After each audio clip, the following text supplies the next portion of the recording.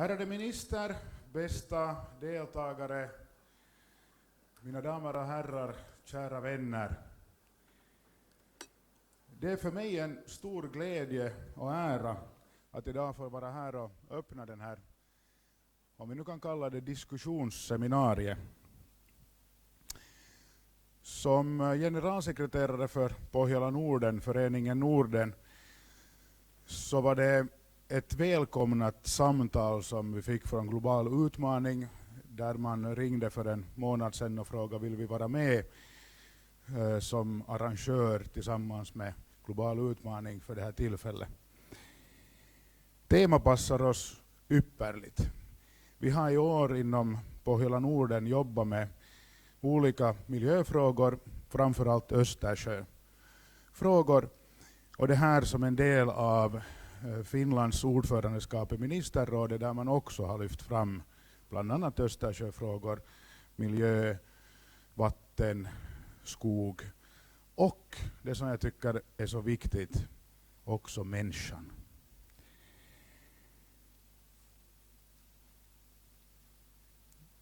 Vi vet alla att vi står inför jättestora utmaningar. De beslut vi tar idag, så ska många generationer leva med långt fram i tiden. Det är nu vi ska göra rätta val. Vi ska stå vid vägskälen och välja de vägval som leder till att jorden, planeten och våra kommande generationer har bra att leva. Jag har själv alltid varit intresserad av utveckling, miljöfrågor och de utmaningar vi står framför. Och jag tror att vi i Norden har en ypperlig chans att vara föregångare, ha möjligheter att visa vad vi redan idag kan och vilka möjligheter vi har att även föra kunskap vidare. Vi har nämligen jordens lungor, vi har rent dricksvatten och vi har egentligen ett enastående klimat. Vi kan som sagt vara budbäraren för resten av världen med rätt budskap och en möjlighet också att sälja vår kunskap. En viktig del i det här arbetet är att vi ska komma ihåg att ett rätt miljöarbete kostar inte pengar, utan det kan ge oss pengar.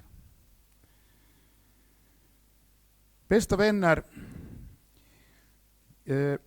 låt oss idag med vårt gemensamma kunnande ha en bra dialog och utbyta tankar som kan bli vår vardag imorgon och för en bättre framtid. Arvoisa ministeri, hyvät osallistujat, hyvät naiset ja herrat, hyvät ystävät. On ilo ja kunnias olla täällä tänään avaamassa tätä seminaaria. Ja Pohjola Nordenin pääsihteerinä eri toten ympäristöasiat on meille Pohjola Nordenissa erittäin tärkeä osa tämän vuoden teemaa. Me ollaan puhuttu ja tehty seminaareja esimerkiksi Itämeren asioista. Tämä osana sitä, että Suomi on puheenjohtajamaa ministerineuvostossa ja sielläkin otetaan esille Itämeri-asiat, vesi, metsä ja myös ihmiset. Me tiedetään kaikki, että meillä on tulevaisuudessa isot haasteet, mitä koskee meidän ympäristöä, ja nämä haasteet pitää jotenkin ratkoa. Meillä on Pohjoismaissa aivan erikoinen tilanne sen takia, että meillä on maailman keuhkot, meillä on puhdas juomavesi ja meillä on aivan erikoinen ilmasto, mitä muissa maissa ei ole. Tätä meidän pitää hyödyntää, sekä osaamista että tilanne, mikä meillä on. Ympäristöasiat ei ole pelkästään kustannus, vaan se on myös säästö. Oikealla tavalla me pystytään myös tuomaan taloutta luomaan taloutta ja myös parantamaan tulevien sukupolven elämää. Hyvät ystävät, tänään meillä on oiva tilaisuus yhdessä keskustella, tuoda esille asioita yhteisellä osaamisella ja toivottavasti tämä tuo myös parempaa huomispäivää. Bästa vänner, det som är intressant med dagens seminarium är det att vi är inte så många här. Men eftersom vi ska tänka på miljön så hoppas jag att vi alla ska kunna svänga oss om. Kan ni svänga er ditåt? Jos käännytte toiseen suuntaan. Så finns det en kamera här. Och nu, jag tycker nu ska vi göra så där som alla de här moderna, att istället för att vi tar nu selfie så vinkar vi. Det finns många som tittar på oss, följer med oss. Det här streamas live på nätet, så hej på er ni som tittar och följer med. Jag tror att det här är det vi ska bli vana med. Förstås är det tråkigt att stå ensam och prata och alla sitter hemma i sina stugor och följer med. Men bästa vänner, vi har många som följer med diskussionen idag. Vi kommer att ha en bra diskussion.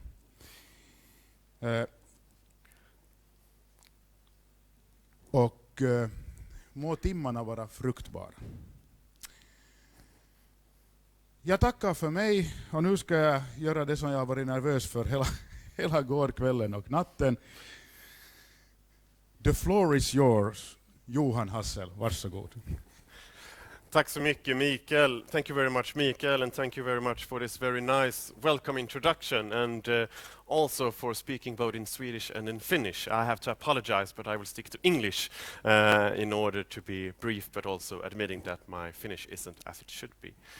We reached out to Pohjola Norden when we wanted to do this seminar regarding the bioeconomy, and we're grateful that you are hosting this together with us, and very much welcome all of you. Global Utmaning is an independent think tank based in Stockholm, and we're working with long-term sustainability issues. And what we want to do is to accelerate sustainable development by gathering academia, business community, politics, and civil society, and by thereby being able to stretch forward the policy debate and the policy discussion, and seeing of how can we create a common future. And as Mikael said, the decisions that we take today is actually what's going to form the future of tomorrow.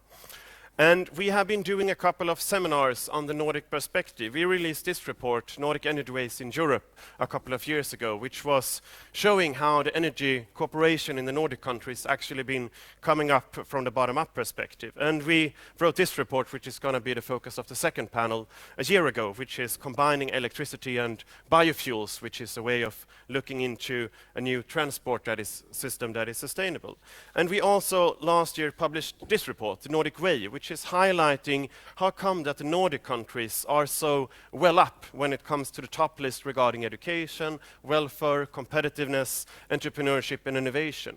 And what they wanted to do is sort of like saying that there is something within inside of this Nordic region which is kind of unique. And we want to see how come that we've been ahead to the rest of the world the last 25 years, and how come that we can continue to be ahead for the 25 years that is coming. So the think tank Global Utmaning is a Stockholm-based think tank, but we are increasingly taking a role as supporting the Nordic cooperation from both academia, business sector, and the political side. And we think that the Nordic side has a lot to do when it comes to European Commission. And I think that this seminar will also stress that and show that what is coming for us in the Nordic countries, not at least the forestry, and what we're doing regarding the bioeconomy. And that might be a bit different from the situation within inside of the European Union. And therefore we also think that the political side in the Nordic countries need to step up a level in order to create the jobs and the conditions for competitiveness that we actually can continue to, as Biden says it, punch above our weight. And I'm very glad that we have with this seminar, as we did a presentation like this. So this is a link of a couple of seminars when we did in Stockholm, when we presented to the Minister of Energy and to the Minister of Infrastructure, and then we did a seminar in Oslo when we were at Stortinget, the Parliament, and then in the late May we did a seminar in the European Parliament together with the European Commission and their think tank, and now we're closing the circle by doing this seminar in Helsingfors. And we are very glad that we've been able to attract the high-level politicians and also from the business industry of having this very informal even though live, setting and being able to facilitate this discussion of how can we move the policy regarding bioeconomy forward. So this seminar, How to Implement the Transition to a Bioeconomy, is providing a Nordic perspective of what is the case and what is the opportunities that we see forward. And we're very glad that we have with us Minister Olle Rehn, which will provide us with a keynote, Mr. Karl-Henrik Sundström, CEO of Stora Enso, Mika Aho, Erik Skogström, Katarina Nystedt Ringborg, and for the second panel, Staffan Lestadius, Hans-Göran Koch, Ernst Hartikainen, and Urban Westjung. And I will introduce you as you take the floor a bit more, but that is the setting of today. And thereby, I would like to welcome Mr. Rehn, former European Commissioner, PhD in International Political Economy, and which have been laying out a strategy for Finland when it comes to the bioeconomy. And one of the reasons why we as a Swedish think tank think it's very interesting to be in Helsingfors, that is because we also recognize that the debate and the discussion and the strategy in Finland have perhaps moved further ahead than it has in Sweden. So we are keen on also listening and thereby taking some good conclusions with us as we are continuing the discussion with the politicians and the government in Sweden, which we will do in about a month together with the Minister of Energy on that perspective. So, Mr. Rehn, the floor is yours. Very much welcome.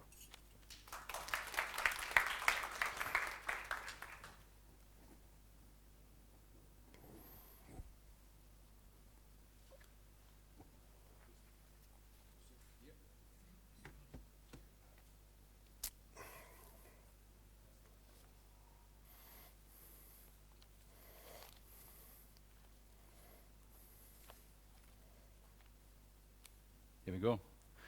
How it works. Fine.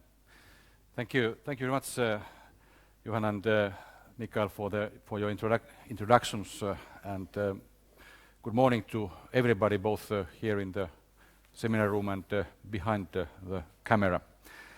And let me first of all say that it's a great pleasure to be here with you in this event, which gathers together experts, representatives of business community, and politicians from Sweden and Finland, as well as from the Nordic Council of Ministers and the European Commission.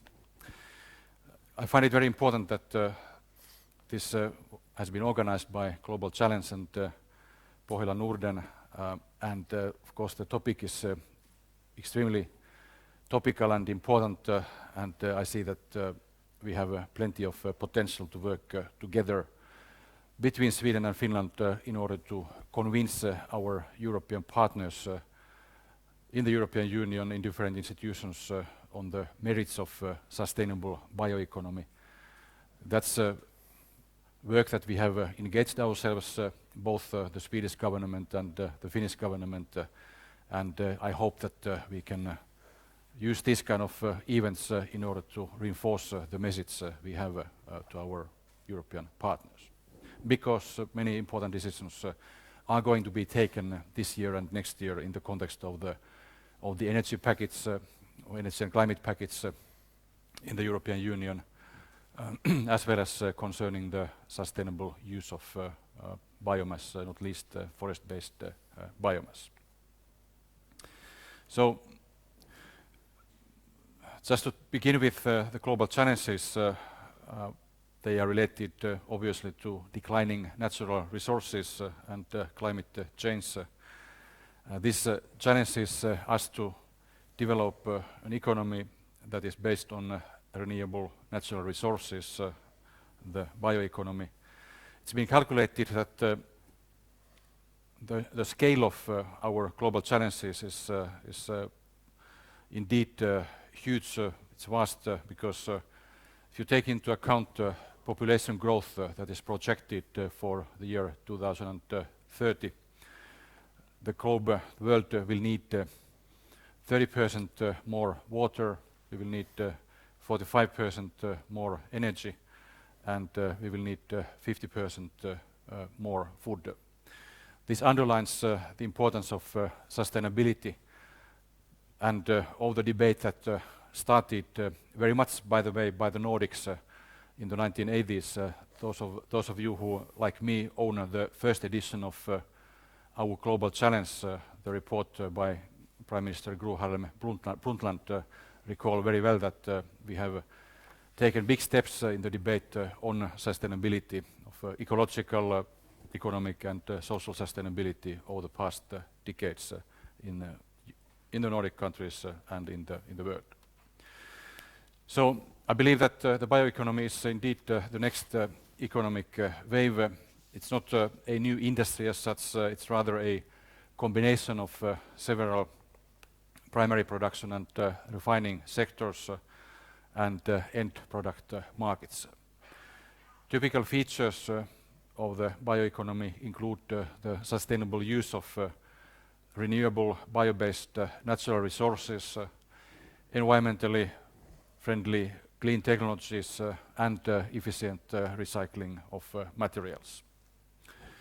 It is justified to refer to the transition from a fossil economy to a bioeconomy as the next wave of the global economy. This transition will mean that we can use what is growing in our fields and forests and also in our seas, lakes and through aquaculture. And our objective with our strategy on bioeconomy is that it should generate smarter growth and provide new opportunities to supplement traditional products with new products and services, also to develop our country's sustainable economic competitiveness. The Nordic countries have, as you well know, the natural resources, the industrial infrastructure and the skills for a successful transition to the bioeconomy. Beyond the inherent potential for forestry, agriculture, fisheries and aquaculture, the bioeconomy will also give rise to beneficial opportunities for other sectors and industries to reduce their dependence on fossil fuels. Since taking office last summer 2015, the Finnish government has taken several initiatives to develop our respective countries as leaders within the bioeconomy, including within the framework of the EU strategy for the Baltic Sea region. These initiatives aim to strengthen the long-term policy ground rules that will help steer us away from dependence on fossil fuels and help advance successful industries that can create sustainable jobs. In concrete terms, this involves the following examples. I give you 3 examples. The first one being the increasing use of wood, which can help us significantly reduce the climate impact in the construction process. The production of wooden buildings requires less energy and generates fewer carbon dioxide emissions over the course of the life cycle than other kind of buildings. That's why in our bioenergy strategy, using wood in construction is one of the focus areas. Increasing the pace of new bio-based products has great potential, and many new products have already been created to replace oil-based products. Some are in the initial phases, while others are ready to be scaled up. And that's why we want to assist also in other areas, technologically mature initiatives to take steps needed for scaling up and commercialization. Then a second example is new wood-based products, collaboration of forest and agricultural sectors with other sectors provides us with new concepts and products. For instance, biomasses originating in forests are now being used in textile fibers.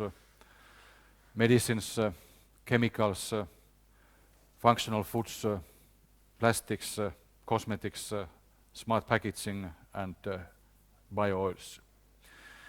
The energy and material efficient use of biomass can be further promoted in new concepts such as biorefineries, which produce high-value products, power, heat, as well as liquid and solid fuels with high overall efficiency. Moreover, to mitigate climate change, wood biomass should be used resource efficiently,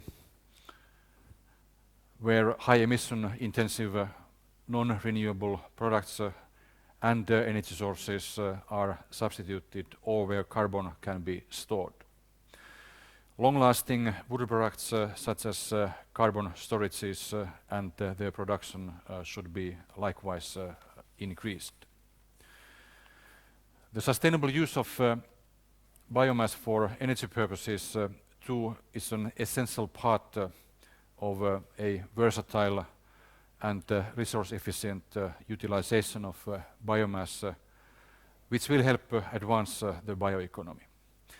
Therefore, bioenergy plays a key role in achieving EU targets for renewable energy and reduced greenhouse gas emissions. Consequently, it is vital that sustainably produced bioenergy is also seen as carbon neutral in the future and seen as a way to reduce the use of fossil raw materials.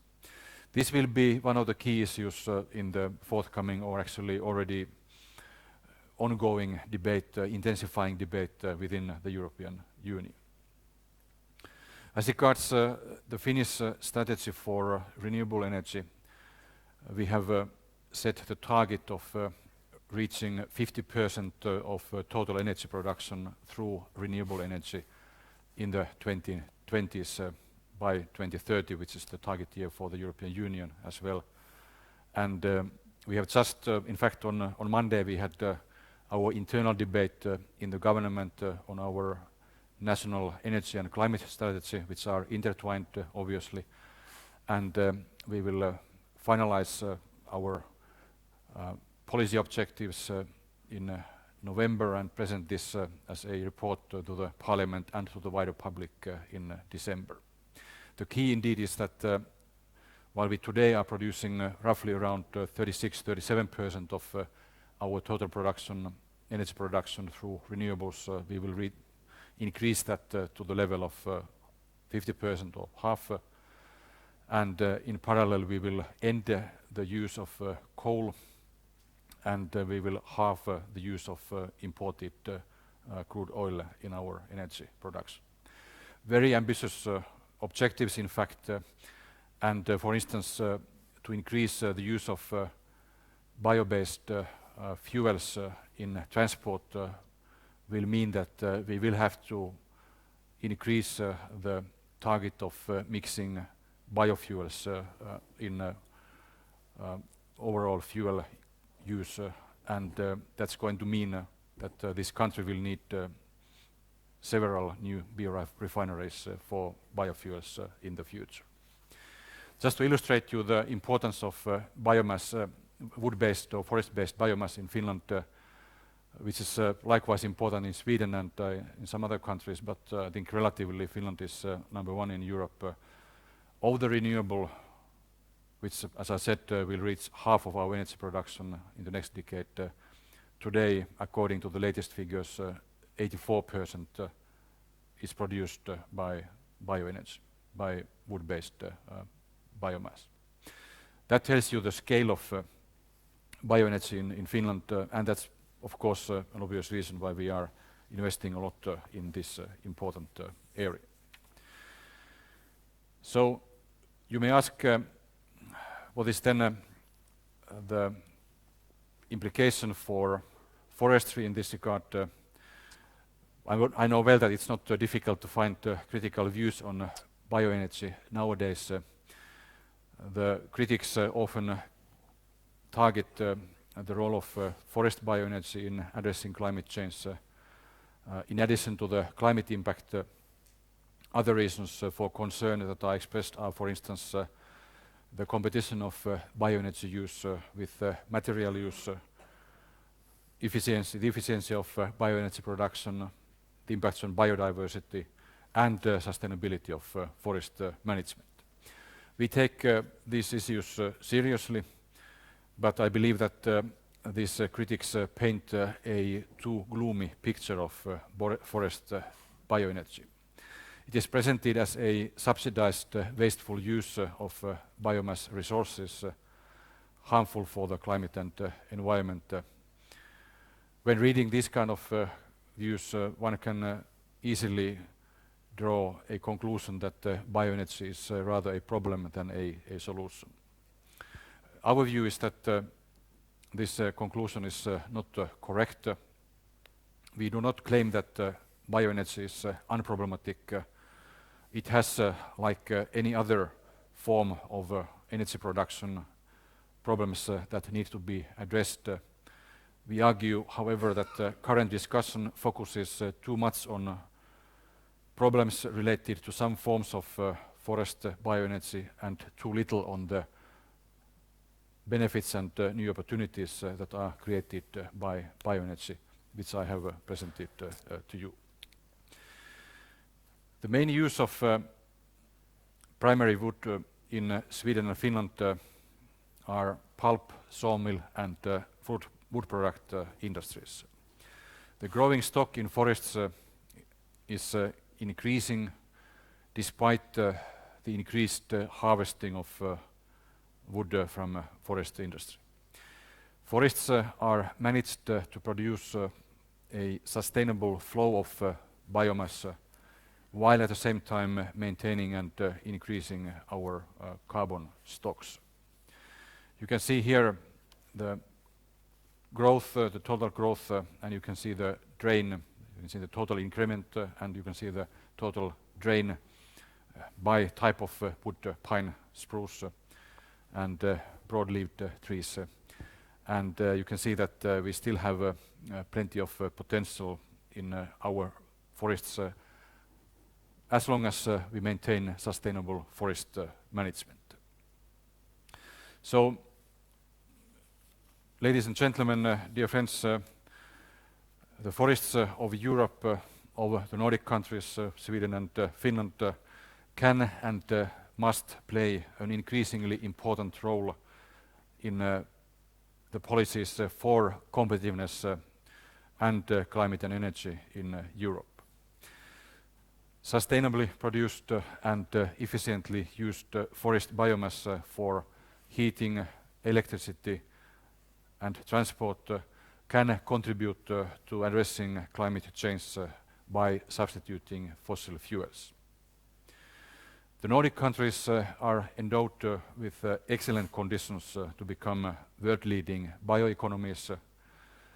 Long-term policy ground rules will strengthen our competitiveness and create more jobs while combating climate change at the same time in the medium to long term. The Nordic countries are the pioneers of the bioeconomy, and we will continue to be forerunners in this field, leading the way and inspiring other countries in the European Union and why not around the globe. Thank you very much for your attention. Thank you very much. And then I would like to welcome Karl-Erik Sundström, CEO of Stora Enso. And you are a Finnish, Swedish, Nordic global company with sort of the heart inside of the bioeconomy.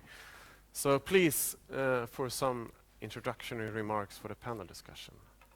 Thank you very much. It's a pleasure to be here, and I really enjoyed listening to Minister Rehn, because I will repeat the same message, basically, and we have not rehearsed before, right? So I would like to start just to give a little bit of what's happening in the world right now. There are 7 big global trends. Growing population, that's bringing back to the increased food production. In the next 40 to 50 years, we are going to produce as much as we've done in the last 8,000 years in food on this world. So it's a growing population, urbanization. And it's not only in Stockholm and Helsinki, it's Dhaka, it's everywhere. We have a digitalization, which is a negative for a lot of the traditional paper business, but extremely positive for packaging. E-commerce is booming. It's booming faster in the emerging market than it's doing in Europe. We have income growth. We have combat poverty as a thing. That also means that the consumption patterns of the rising middle class is changing in the emerging markets. We have the global warming, the CO2, which is an extreme big concern for all businesses. We have changing lifestyles. People are a lot more moving and walking on the fly and changing lifestyle. And we have a consumptions and customers and consumers that are eco-aware. Today, the consumer don't only ask what they are buying, but under what condition it has been produced. And that is a trend that will continue. People are thinking about this. And basically, the message is that the forest industry will not solve all of this, but it's part of the solution, and that's the bioeconomy. Because everything that you today can make of fossil-based material, you can tomorrow make out of the tree.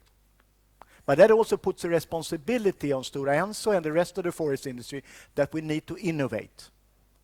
And we need to take the next step, because knowledge about what you can do with wood is very much based in the Nordic countries.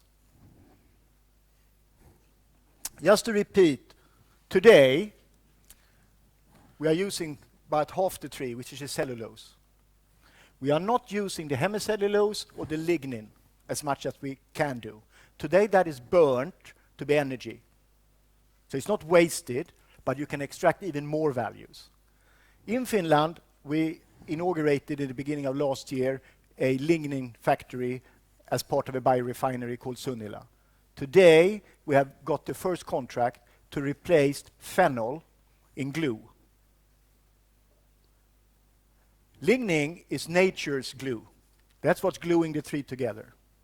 That means that we can now, being a very big player in the wood products where we use a lot of glue, we can actually have a green glue coming. We are doing that together with the glue manufacturing. When you come to hemicellulose, out of that, in a biorefinery, you can actually extract the building blocks of any chemical industry, which is the sugars C5 and C6.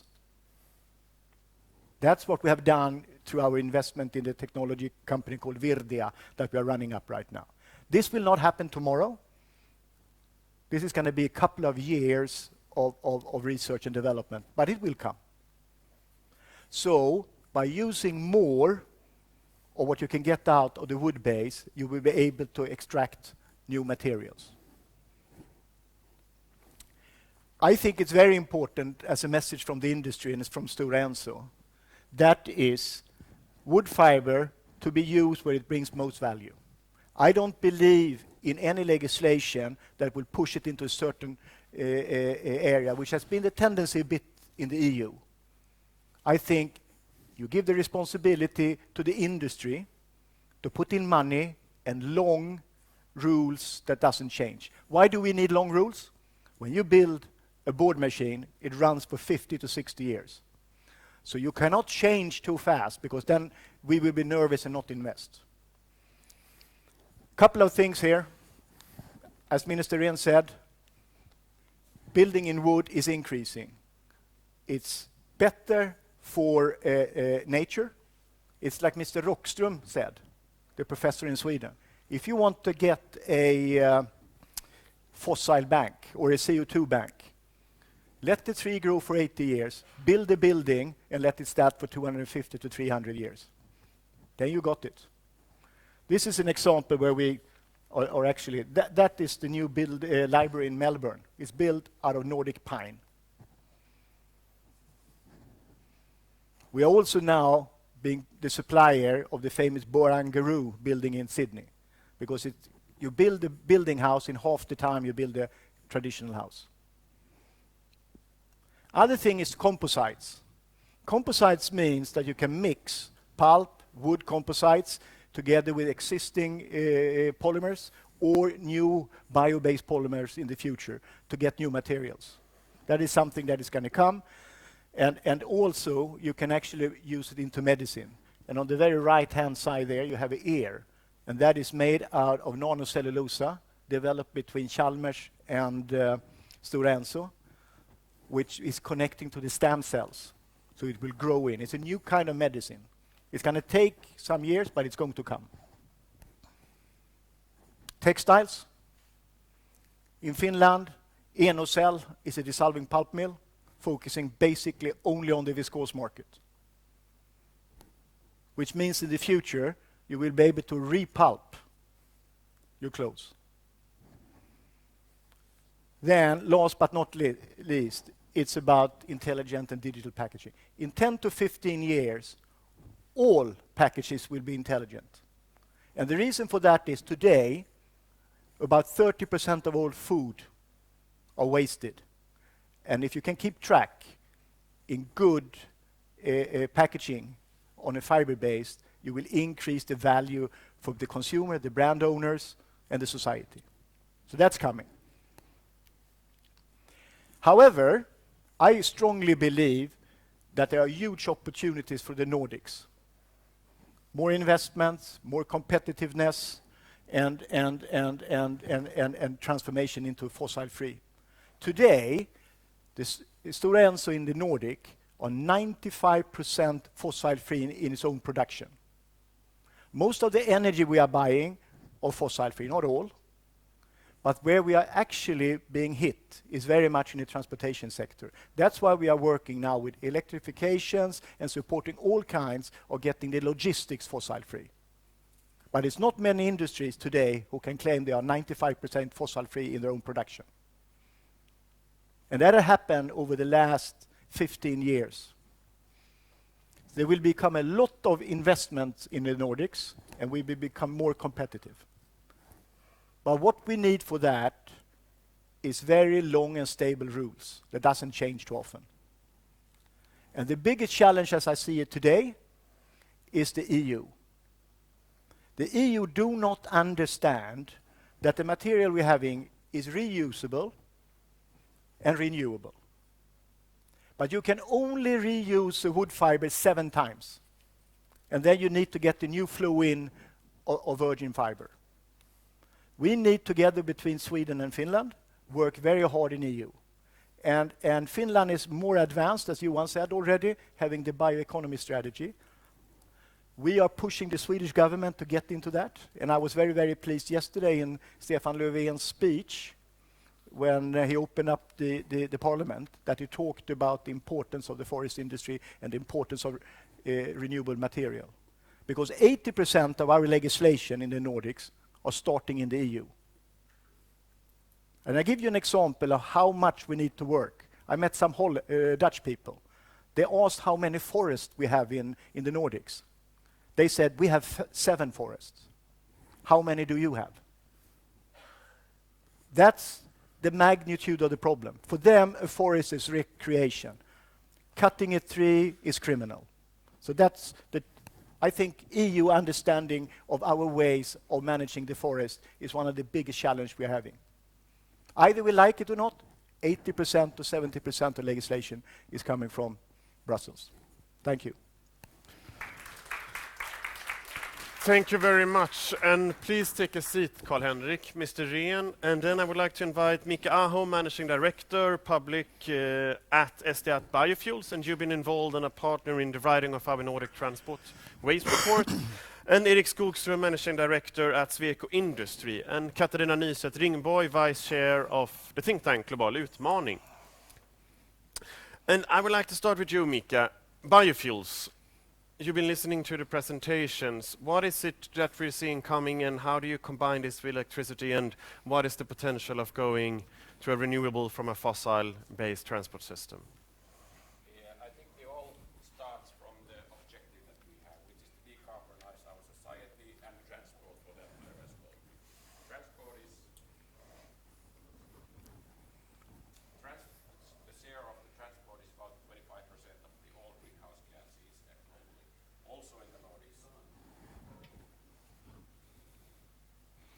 need an engineer. So.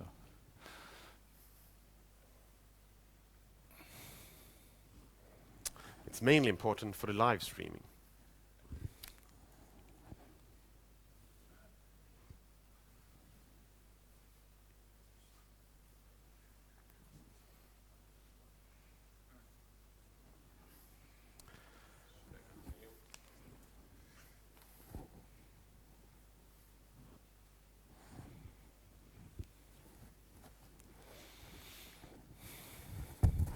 Okay. Moving mic soon. It's gonna start.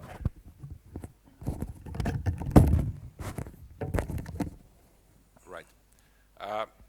So it's all about the target that we have, that is to decarbonize the society and the road transport. Road transport is about 25% of all the greenhouse gases emitted, also in the Nordics.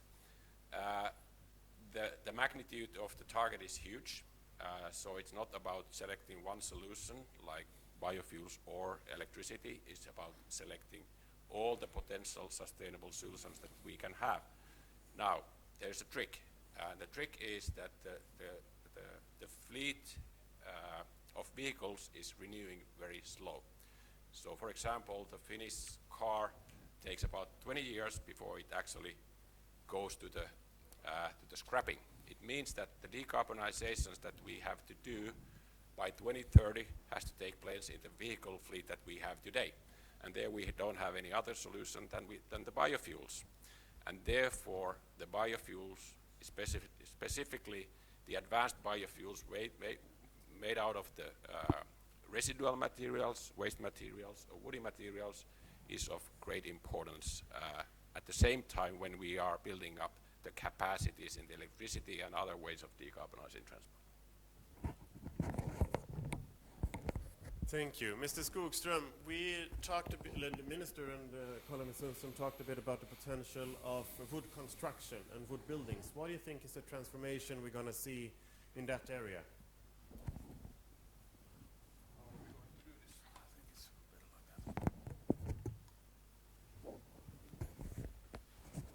Well, first of all, the being environmentally sound is of course a driver itself, but going back to the basics, it's a question of what can you do fast, what can you do cost efficiently, and actually the driver is here economy. One more thing, I think that we have already a great deal of examples, as Karl-Henrik was mentioning here coming up. We do see those examples more and more. I think again here, even that the examples were quite exotic, I think that here again we will be in Nordic countries the front runners of that development.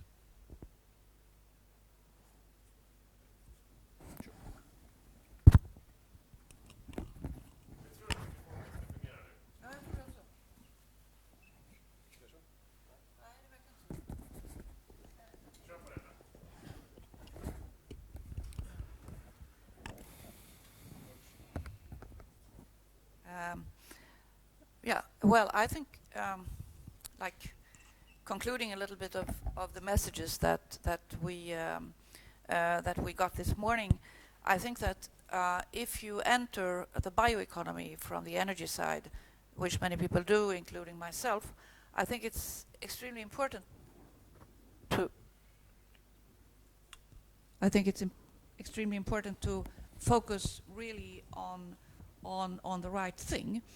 I think it's important to see how the energy fuel thing relates to the other factors in the bioeconomy, the food production, the materials, and not least the climate.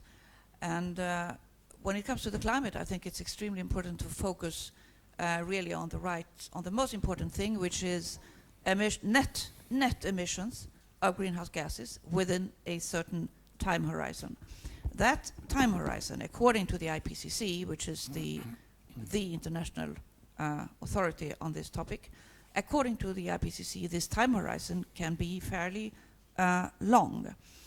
And this then implies that the taxation issue is very important. How you tax fossil carbon and biological carbon, because the taxation is well the main issue driving the investments. And I come back to that in a moment. Thank you. Mr. Rehn, we've been talking, as Colin Sundström pointed out, that 80% of the legislation is based and coming from the European Union, and we have a very different view between the Nordic countries and the rest of Europe when it comes to the role of forestry inside of our economies. Since you're decently newly departed from the European Commission, how do you think that we can enhance and strengthen our position? What do you see as the main important process that is coming ahead, where the Nordic countries needs to be perhaps a bit more influential in order to having the European Union fully understand the potential of the bioeconomy? Thank you for this very pertinent question. In fact, we have discussed the key issues in this panel and in our presentations, and I would say that the key challenge basically is to be able to convince our partners on the sustainability of forest management and on the, say, net impact of sustainable use of forests on mitigating climate change.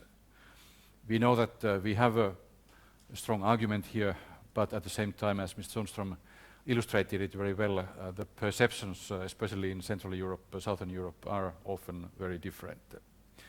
And that's why both in the European Commission and in the Parliament, I worked quite actively, and I was quite engaged in convincing my partners, my colleagues, for instance, in the Committee on Agriculture, where I was a substitute member for about 1 year, where I think many of my colleagues got even bored of listening to my very short statements, not lectures, but short statements on the merits of sustainable bioenergy.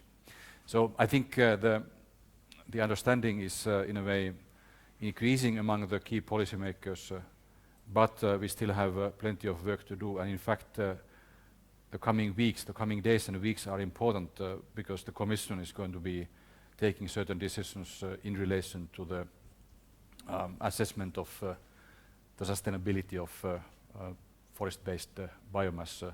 And that's why we as the Finnish government and administration are quite actively trying to provide the correct, right information to the European Commission and its civil servants, as well as to the Council and Parliament on the merits of the case. From the business sector, how do you view the discussion between Europe and the Nordic capitals, and how do you think that you can contribute, and what do you think is the role, for example, of think tanks and others in order to try to enhance this position and policy formulation? I think it's very important that the forest countries, which is basically, I would say, Sweden, Finland, and partly Austria, are joining forces, because there the agendas are clear. The problem is, how do we get people to understand that? And I think Global Utmaning is one of the channels who could help to understand and educate the majority of the member countries of EU about what challenge we are standing. And also to support, for example, if you really want to go into make biofuel, you need to get certain guarantees about that the taxation on fossil-based fuels will not be the same. But with the present rules today, statsstöd or government support can only be 3 to 5 years. If you're going to build a biorefinery and that's going to stand for 60 years, you need to have a little bit longer than 3 to 5 years. So I think there are certain things, because we are sitting on one of the solutions, and not everybody understands that. So I urge NGOs and those to make their voice heard down in Brussels. Mr. Rehn. Thank you. I would like to make 2 comments here. First, on a more, say, lighter note, apart from Sweden, Finland and Austria, there is also one ally which we don't often think of, and that's the Free State of Bavaria. Yep. Because in Bayern there is Yes. around 40% is covered by forests. Actually, a big part of France is also covered by forests, by the way. I can illustrate this to you. I was competing on the report on the sustainable forestry strategy in the Committee on Agriculture in the European Parliament with my colleague and friend Ulrike Müller. She's not Gerd Müller's sister, but has the same last name, coming from Bavaria. And then finally, when she wanted to make the very strong argument why she would have to do this report, she said, but in Bavaria we have 40% of the territory is forests. So I need this report for my constituency, and I told her that that sounds very convincing, but in Finland 90% of the territory is forests. Well, we cooperated very well for the report with her. Second point, in fact, both gentlemen, I can agree very much on the importance of biofuels, and here I would very much welcome if Finland and Sweden, why not the other Nordic countries as well, could agree on the same principles and rules as regards mixing bioenergy products to fuel, or have the same rules for biofuels and the same requirements. This would create a Nordic market, and this would be very beneficial for all the Nordic countries, their industries, and job creation in these countries. So I hope that this is something that we could together reflect. One final point, because I may have to leave. We have the Ministerial Committee on Bioenergy starting in bioeconomy starting in a moment. So, in fact, if you look at traffic or transport, and you look at, I'm talking about this country. If you look at the share of electric cars, for instance, so with the current trend, the share of electric cars will be around 3% of total car population in 2030. If we were to triple this, let's be very ambitious, we were to triple this to 9 or say roughly 10% with policy measures, taxation, other measures, still in the year 2030, 90% of the cars would use basically rather traditional engines, which means that, and that underlines the importance that we have to be able to transform this 90% towards renewable energy, and that's why bioenergy and biofuels are critical in this regard. And that's why, as part of the bioeconomy strategy in Finland, we are prepared to say facilitate the construction of several biorefineries. Thank you very much. We are coming very close to an end because there is more people that need to run at 10 o'clock sharp. So I'm going to allow Mika, Karl-Henrik, Erik and Katarina to make a final short conclusion as well as the minister did, and then we are going to assure the panel discussion. 2 points. First of all, I agree that we should have more common rules or regulations in the Nordic countries. We are active in Finland, Sweden and Norway, and in every country we have different rules and regulations. We are high on the levels of biofuels, but it's amazing how, if you would see how the molecules are going from one country to another depending on what the taxation or the kind of the classification of a fuel, and that is not making sense from the distance. The other point that I want to make is that when discussing about the bioeconomy, it's not fuel or material, it's actually both. We are building a biorefinery in Kajani, and we will produce ethanol there, but also we will get lignin, turpentine, and all these kind of other materials. It's not either or, again, it's everything. Yes, I would like to raise 2 things actually. First of all, I think that the business environment is challenging enough. That's why the normative or legislation should be sort of stable to support capital landing in the right places. investments will not be done, as Karl-Henrik said here, that they will not be done in uncertainty, that's for sure.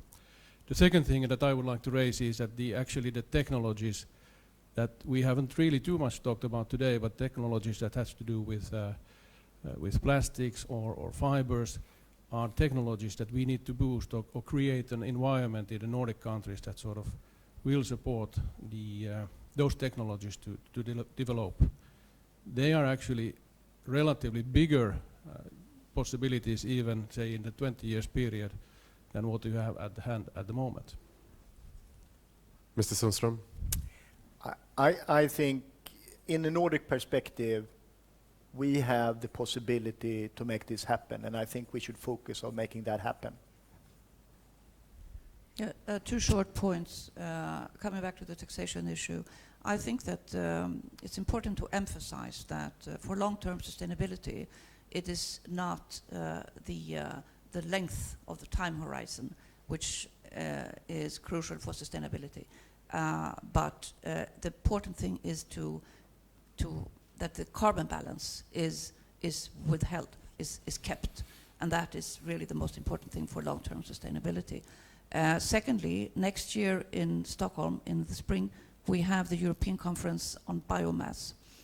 At that time, the Paris Agreement will be 1.5 years old, and I would very much like to see at that conference a unified Nordic strategy explaining how the 1.5 degree or 2 degree goals, what that really requires from the perspective of the bioeconomy and what the bioeconomy can deliver in that context. Thank you very much, and thank you for joining us this morning and stressing and highlighting the role of the bioeconomy as we're trying to reach up to COP21, tackle climate change, but also continue to increase competitiveness, create jobs, and actually creating this prosper future. So thank you very much, and we'll take a short coffee break, and then we'll be back in 30 minutes and continue the discussion. Thank you. Thank you.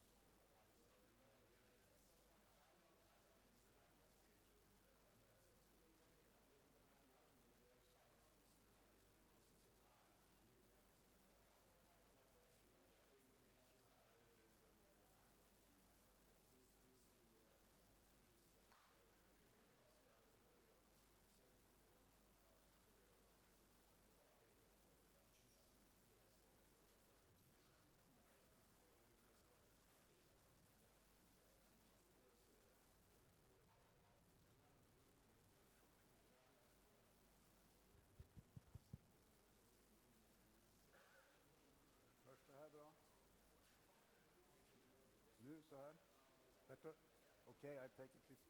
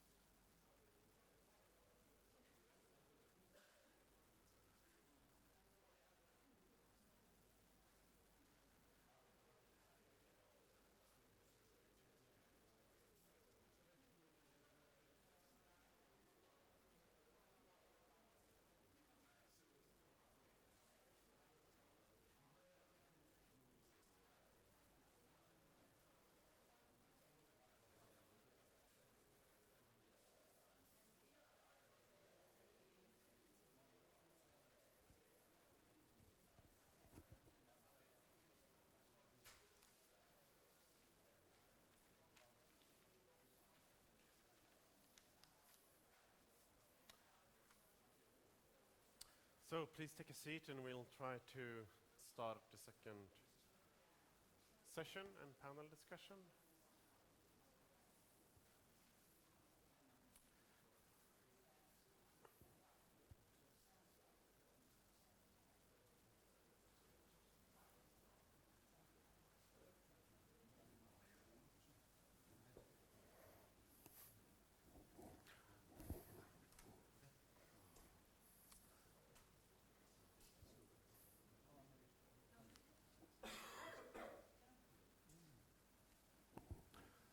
So welcome back to this second session of the seminar of today regarding bioeconomy.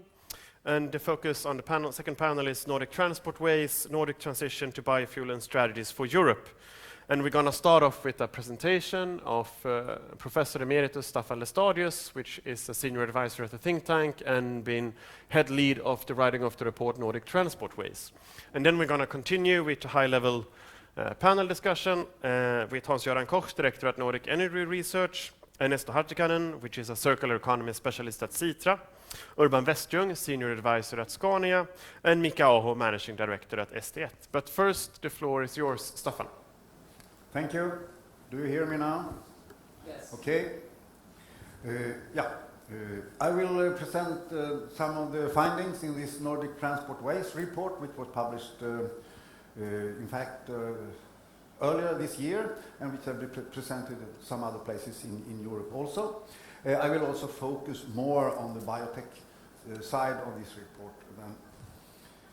But I will start with trying to discuss a little of the magnitude of the challenge, which is the background of it. I think many of us agree on the necessity on transforming to a bioeconomy, but I think it's important to find out what is the magnitude of the challenge and the driver for this transformation.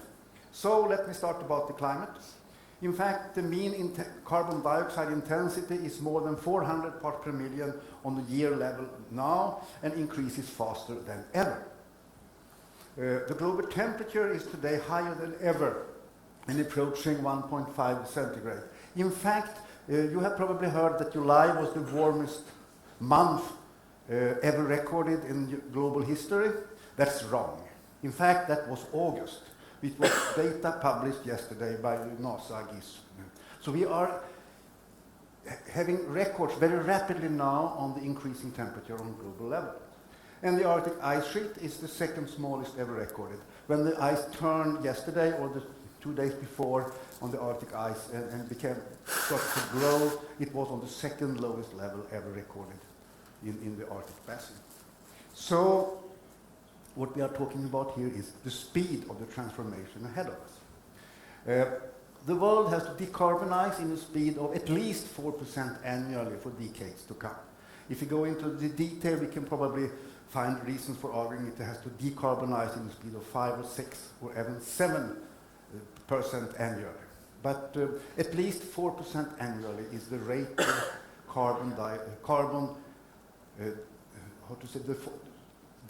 decarbonization, 4% annually. Europe is a significant addict to carbon, and we should decarbonize faster. And transport-related emissions are large and growing and necessary to reduce rapidly. Just a reminder, Paris is far from enough. That is the floor for our transformation ahead. Just to quote the International Energy Agency, the world's estimated remaining carbon budget, consistent with the 50% chance of keeping the rise in temperature below 2 centigrades, is consumed by around 2040. We have to do a lot before that. 8 months later, that is projected in the absence of the Paris negotiations. And you see the tracks we are moving ahead, that is the green. Somewhere between the blue and the yellow is where the Paris negotiation will take us, and the very low one is what we have to follow. So it is a task ahead of us. Let's now focus on transport, the part of transport in this. On the global transport, you see that the transport emissions has doubled since 1970. That is a 64% increase since 1990. It is important to bend down that kind of increase. Transport emissions grow faster than other sectors. 94% of global transport is fueled by oil. 63% of global oil is used in transport. This is a core sector in the transformation ahead. It is 23% of total world energy emissions and 26% of European emissions, roughly. So oil-based transport must be eliminated. The Nordic perspective is somewhat less dangerous. 35% of Nordic emissions, less than the global. 89% of this is related to road transport. And of course, this reflects the Nordic profile in energy, economy, and geography. And we don't have to go into the details of that. Nordic countries can contribute to solutions here because we have the competence and we have an advantage based on natural resources and things. And we should use that. Let's look to part of the solution.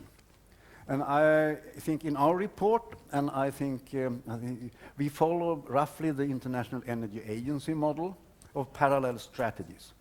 And the basic message here, I think that is very important, is new fuel in old tanks is not enough. It isn't enough only to put biofuel in the old combustion engine-driven transport system. That will never be enough. We have to have the parallel strategies. Here, put in during the heads of avoid, shift, and improve. That means avoid reduce transport work. Avoid transport of people, avoid transport of products. Shift and go green. That is, shift from the most fossil-dependent system to less fossil-dependent system. And shift to other fuels. And of course, improve efficiency. Together, these things can be part of the solution, not only one of them. There is, and I think we should focus on, there is what I here call the arithmetics of hope. How can we manage this? If you take the time dimension, you can say that if we reduce 50% of the carbon emissions in the transport system before 2030, if we reduce more than 50% of the rest to 2050, and then take the rest to 2080, we may have a chance. We should probably be still faster in the beginning, and I don't go into the details behind that. If we have the systems dimension, we can say, if we can avoid 50% of the fossil-based transports, and if we can shift to 50% to other systems and other fuels, and if we can improve efficiency with 50%, we can also solve the problem. But we have to follow all these three strategies. And in addition, Europe should be somewhat faster. Let's now focus on transport. In fact, the technologies are there. We are talking a lot about innovation, but we have the electrical engines which basically are needed for this shift. We have the combustion engines which will be the engines of the future even if we shift the fuels. And we have systems knowledge of how to make it. All these technologies can always be improved, but they are there. So what we are facing is what I, as a researcher, would call socio-technical inertia. We haven't trimmed the political and economic and social and cultural system to handle this. We have to change relative prices and taxes, probably very much, to give incentives for this transformation. And we have to get out of lock-in phenomena in this, because we are locked in old technologies and systems, and it's very difficult for individuals and individual companies to break out of it. So it's a question of policy. It's a question to make the low-hanging fruits available. There are low-hanging fruits, not the least within the biofuel sector. We have to unlock the locked-in paths. That means where we are locked into transport systems. Everybody say, I need the car, I need this to survive and to work and to live. We need political and institutional help to break out of those lock-ins. As regards fueling the transport system, in our report we say, and I think we should repeat it, there are only two ways available for transport in the future. They are complementary and partly competing, but these are the ways. Let's talk the electric way. We have for personal cars. Those personal cars which are still left after we have reduced the traveling with them should go with electricity. Buses and bus rapid transport, they are suitable for electricity primarily. We have railways and trams, they are suitable for electricity primarily. Light trucks, the same. Heavy transport on electric roads. That means we need new infrastructure on existing roads, and they are necessary and cheap complement for this system. So this is one of the ways we need electricity. Complementary and added to that, we have the biofuel way. This is to some extent a low-hanging fruit. We can always mix biofuels, existing biofuels directly into existing fuels, and we can develop second-generation fuels, which are, I mean, Finland is one of the leading countries in this way.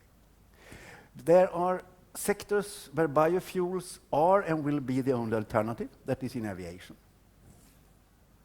You have biofuels as a necessary complement in plug-in biohybrid systems.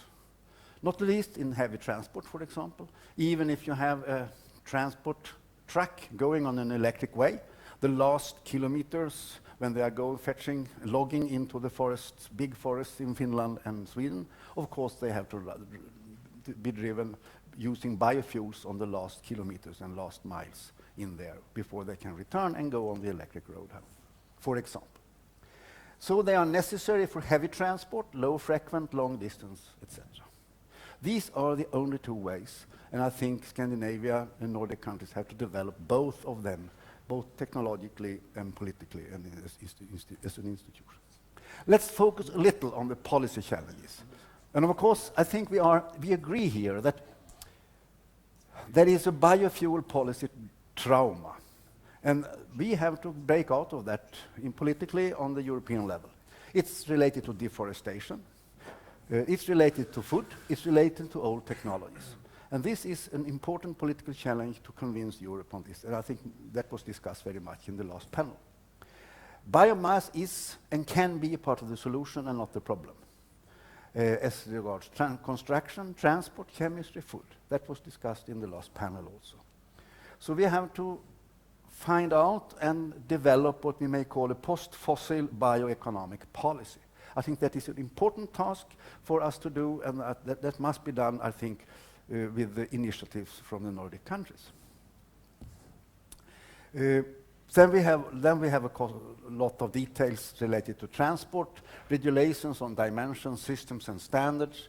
Public transport should be more comfortable and things like that.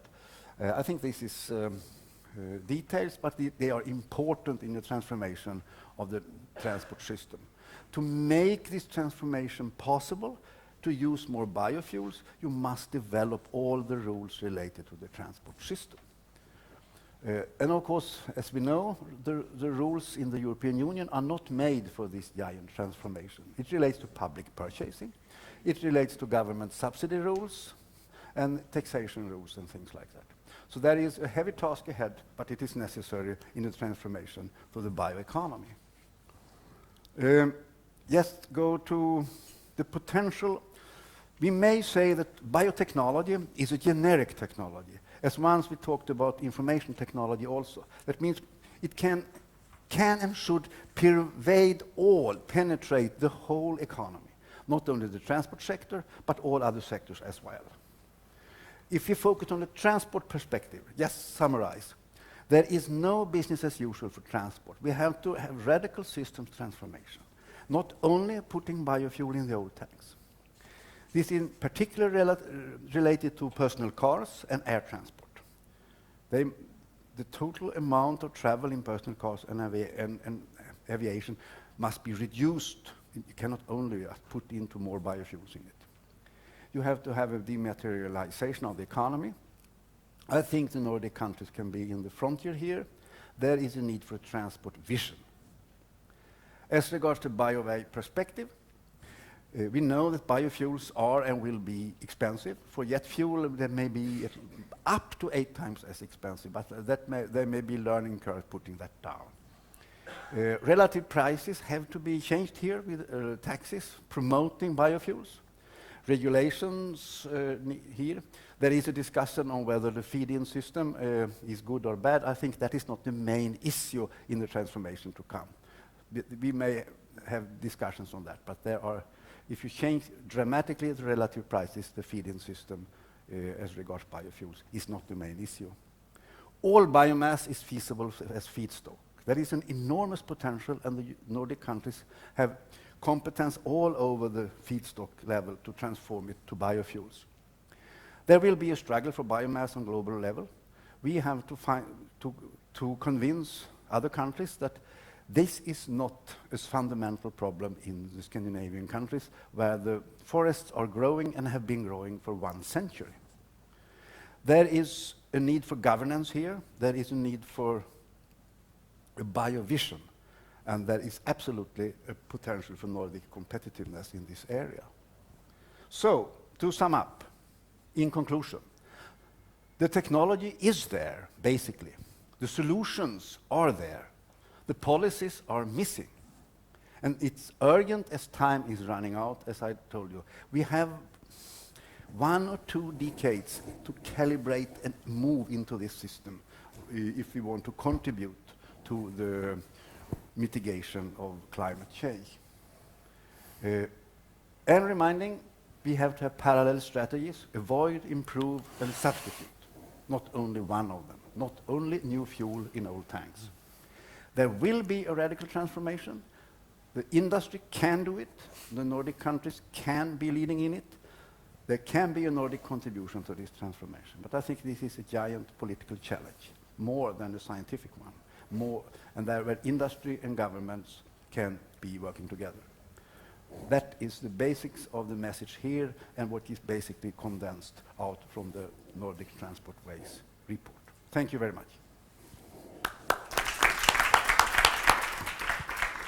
Thank you very much. And Staffan, please take a seat here for the panel discussion. And I would also like to invite Hans-Göran Kors, Director at Nordic Energy Research, Ernesto Hartikainen, Circular Economy Specialist at Citra, Urban Westjung, Senior Advisor at Scania, and Mika Aho, Managing Director at SD1.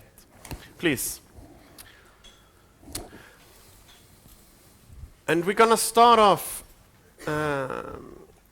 with you having the possibility to give some introductory remarks based on Staffan's report, but perhaps also based a bit on what was said during the first panel discussion, and from the perspective of where you are sitting as researcher and as industry. And I would like to start with you, Hans-Jörgen, please.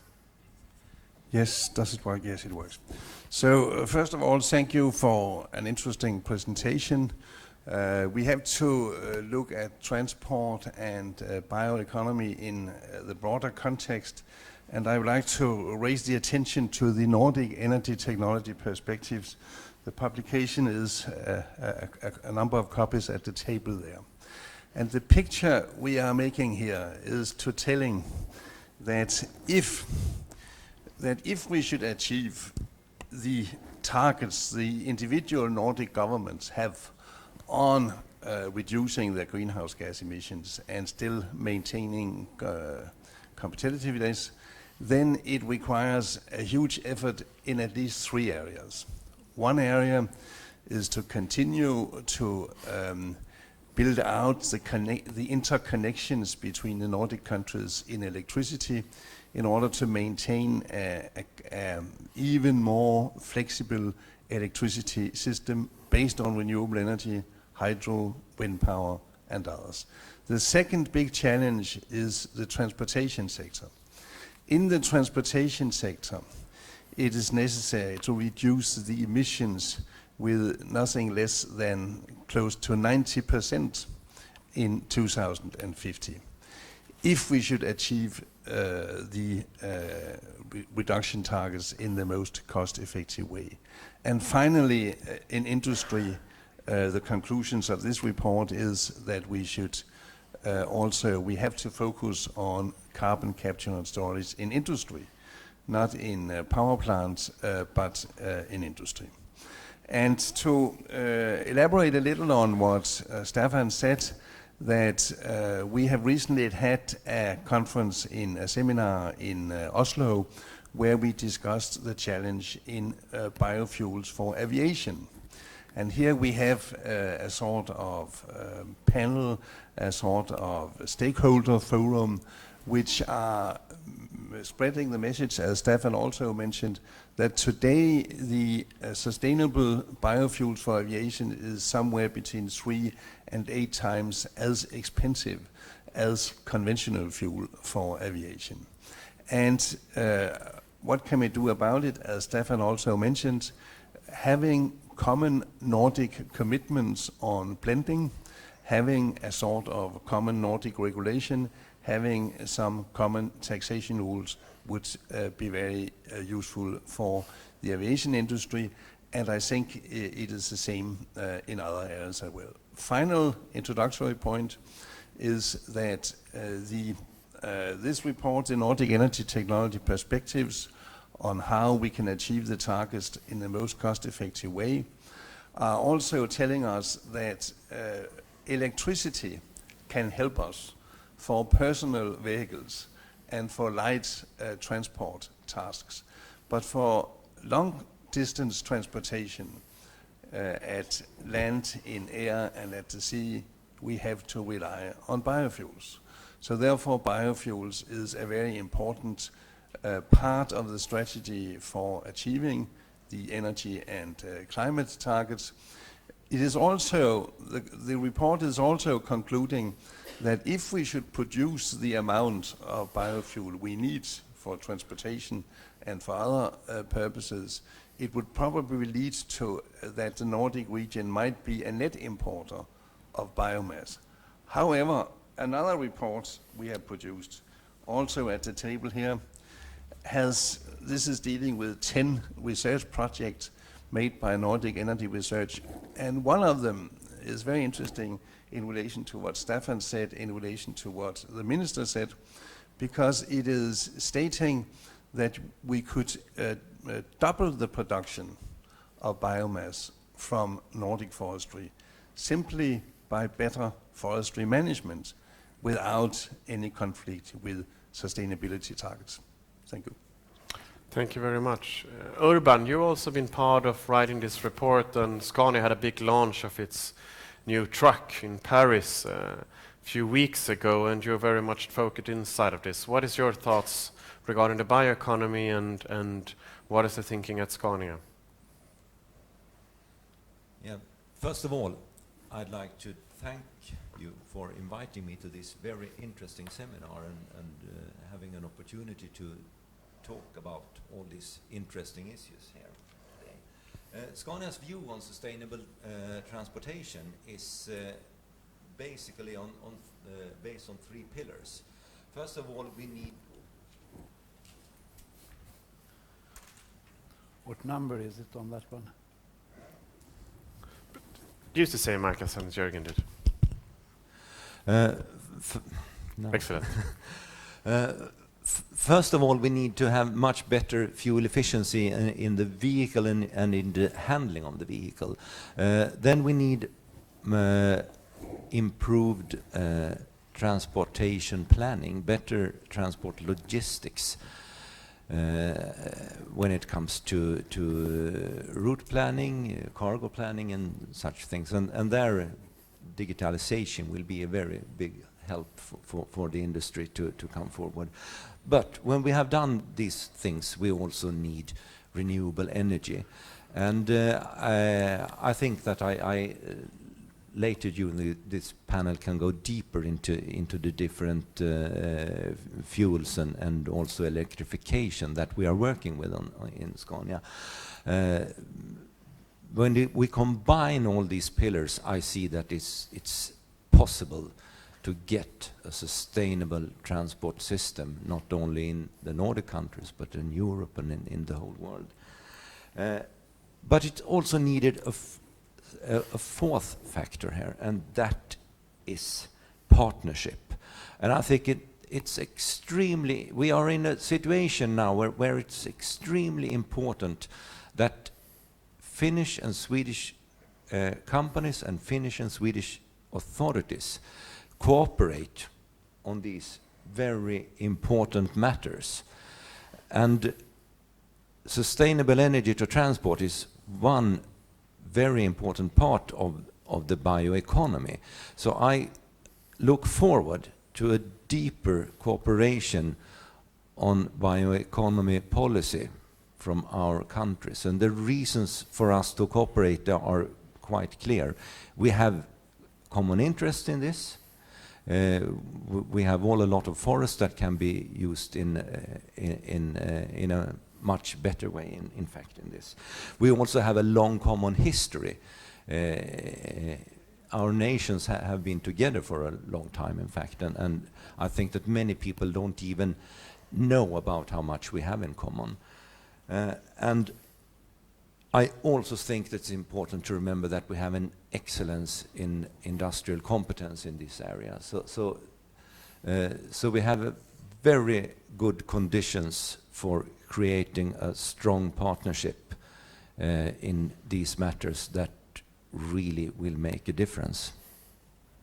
Thank you very much. Ernesto, you are a circular economy specialist, and you are working at Citra, and bioeconomy and circular economy goes hand in hand. So what's your thoughts and what is Citra research saying regarding this?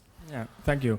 Good point. So the way we try to look at bioeconomy at Citra, of course, is through circular economy.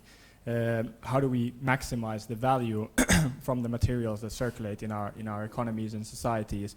And therefore, of course, living in Finland or in the Nordics, the forest industry plays a big role.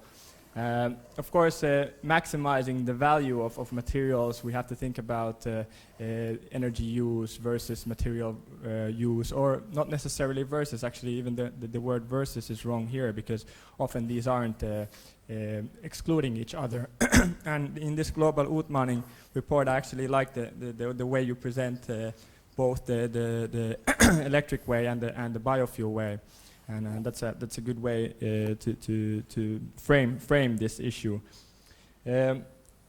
One central thing about the transport sector, I would say, we now at Citra, we're working on building the national action plan of the circular economy for Finland, which will be published on the 21st of September, so very close.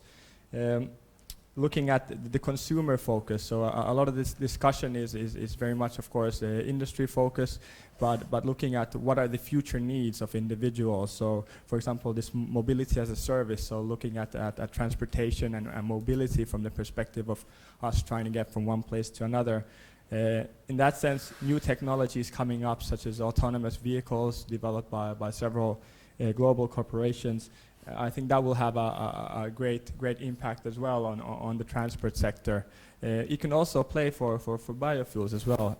I think. I mean, instead of individuals making the choice whether they use the gasoline or diesel, having autonomous vehicles would of course allow fleet managers to make that decision for us, and through that policy making would become easier.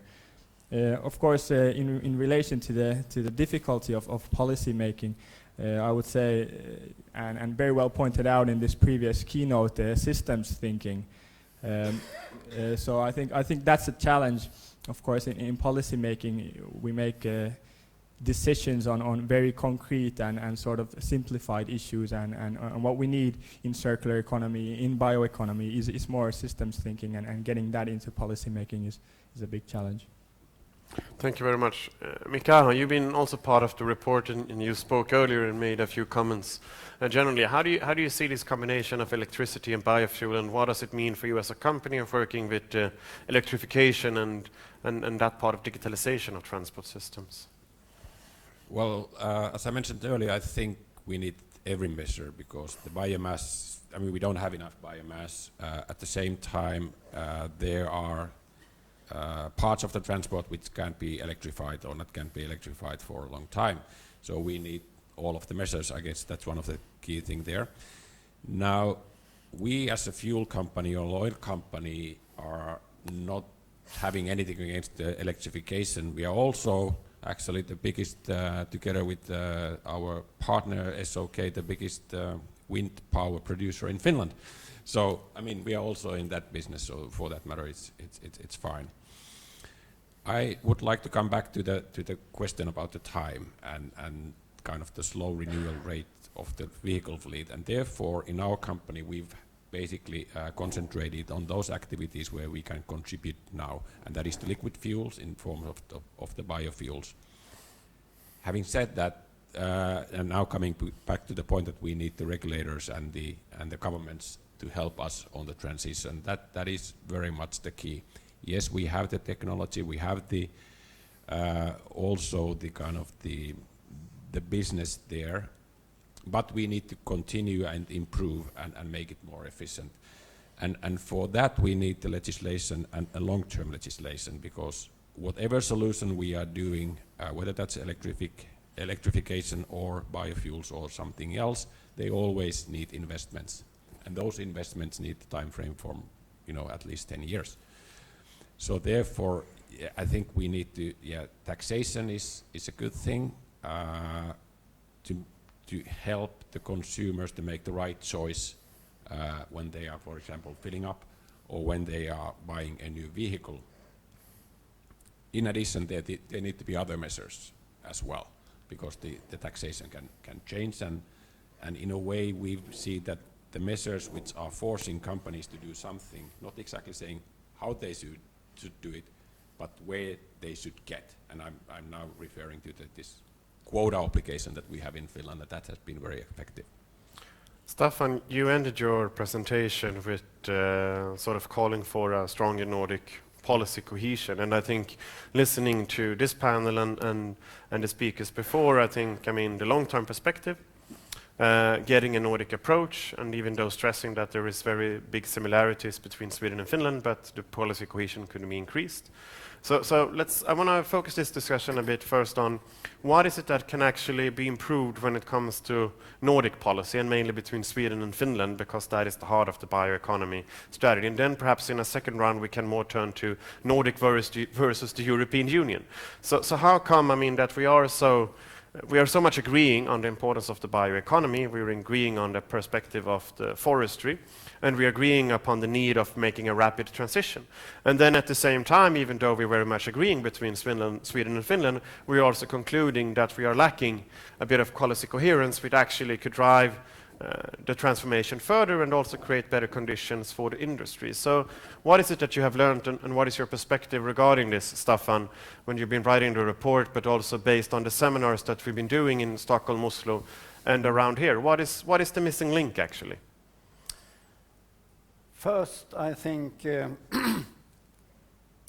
I mentioned it in my presentation also, there is a need for a vision among politicians. I'm very impressed by Olli Rehn here, who obviously has that vision, but I lack it in other Nordic countries. So it is important to get that vision.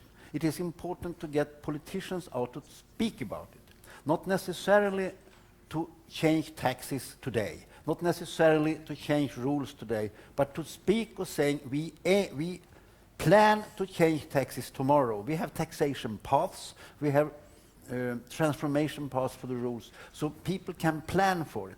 These days, Sweden has for 30 months, every month, increased its purchasing of fossil-based personal cars. 30 months, every month, in new record. And those cars are not intended to be scrapped within a few years. They are intended to run to up to the 2040s, well beyond the present rules in Sweden of having a fossil-free fleet on 2030. So what we need politicians to go out to say, we plan to change this, we urge you to change your plans, etc. So this is an important thing. Politicians have to go out and have a rhetoric saying we are aiming for the bioeconomy, and they don't. They do it in Finland, they don't do it in Norway, they don't do it in Sweden. So this is a political task of discussing, convincing, and showing we have the means to do it. And this will also have impact on Nordic competitiveness. Hans-Jörgen, you are working from a Nordic perspective. What would be a Nordic vision, as Staffan is stressing? So I think I think what we should work at trying to convey the message that we agree upon here, that there is in the Nordic area, there are the crops, there are the knowledge, there is the know-how, and there are some good experiences, and we should convey that messages to the Nordic ministers. Olli Rehn is the host for a Nordic ministerial meeting in Helsinki the 24th of November. And if we in one way or another could convey the message from this meeting to this Nordic ministerial meeting, that might be a first step. I think it is worth to underline that Swedish and Finnish cooperation is very good. But it is even better if you can involve also the other Nordic countries, if you can involve Denmark and Norway. Norway is not a member of the European Union, but the Norwegian voice is heard very much in the European Union. So I think if you could create a common understanding among the Nordic ministers of energy and convince them to convey that message in the discussions in the European Union, both on the possibilities, the need for a policy framework to make it happen, that would be very useful.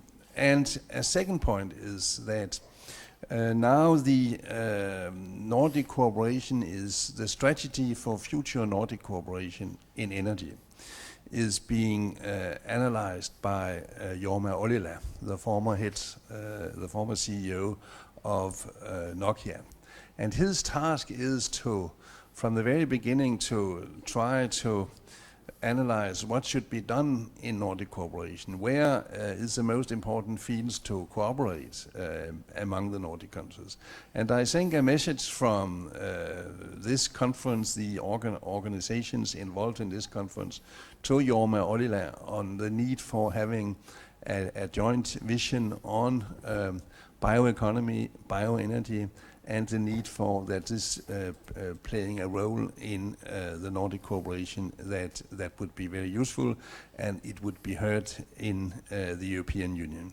Last point, that in particular in relation to the sustainability issue, like I think Olli Rehn indicated, I think it would be relatively easy to actually to convey the message to the European Union that it is possible to do this in a sustainable way when we are talking about forestry as the main source for biofuels production. Thank you. Staffan, stressed that we are continuing to buy a lot of fossil-based cars, which means that our consumption is going contradictory to our aims and goals here. How much do you think, Hans-Jörgen, that the political side is a bit too scared when it comes to public opinion of daring to take the decisions, and how much is actually a lack of policy cohesion? How come that science doesn't really come through with inside the policy fully around here? So I think that, of course, the public opinion, transportation has always been a very sensitive area for policy making. And another point is, of course, that whenever it requires efforts of public financing, government budgets, then it always becomes difficult in all the Nordic countries. But I think there is some of the messages we are dealing with here doesn't cost anything. For instance, if you look at the research result I told you about before, that we can double the production of biomass from Nordic forestry. This is only a question of better management, better forestry management. And by the way, this is also underlining the need for Nordic cooperation, because the Nordic forestry companies recognize that in Denmark, where the forests are much smaller than in Sweden and Finland, they have been forced to have a much more intensive forestry management, which has increased the output from the Danish forestry. This is also underlining the need for Nordic cooperation. But I think there is a number of areas where you could convince the politicians by facts on that there is a way forward in favor of biofuels without that it necessarily costs a lot of money. Urban and Mika, you are now both representing a very renewable, or an industry, or your companies is taking very renewable steps. But Jan, you have stressed the importance of getting long-term rules, long-term strategies from the governmental side. But at the same time, is the political side a bit too nice to business and not daring to regulate and tax enough? Are the political side pushing the industry too little? Yeah, to some extent I would agree with you. But if we just look at the Nordic countries now to begin with, I would say that we try to build up business on trucks and buses and renewable fuels. And it's almost, if you look globally on it, it's almost only Sweden, Finland and Norway where it's economically viable, or at least close to economically viable to run business with trucks or buses on renewables. And a first step would be to align Nordic countries' policies so they are more alike to each other, and so we don't need special systems in every Nordic country to do this. And that could be a very good example to the rest of the world, what can be done. But today we see at least that it's possible to use trucks or buses running on biogas, biodiesel or ethanol, and also make your living on that for the haulage companies. That could be a very good example for the rest of Europe and the rest of the world, and a much stronger cooperation between the Nordic countries. And I would love to include Denmark in this also. But we should also, I think, remember that we are mostly talking about forestry. We should, in fact, also include the agricultural side in this, because farming is very big in Denmark, and even though it's much smaller in the other Nordic countries, a contribution to biofuels from the farmers' industries is in fact fundamental to make this going around. So Staffan asked for a vision.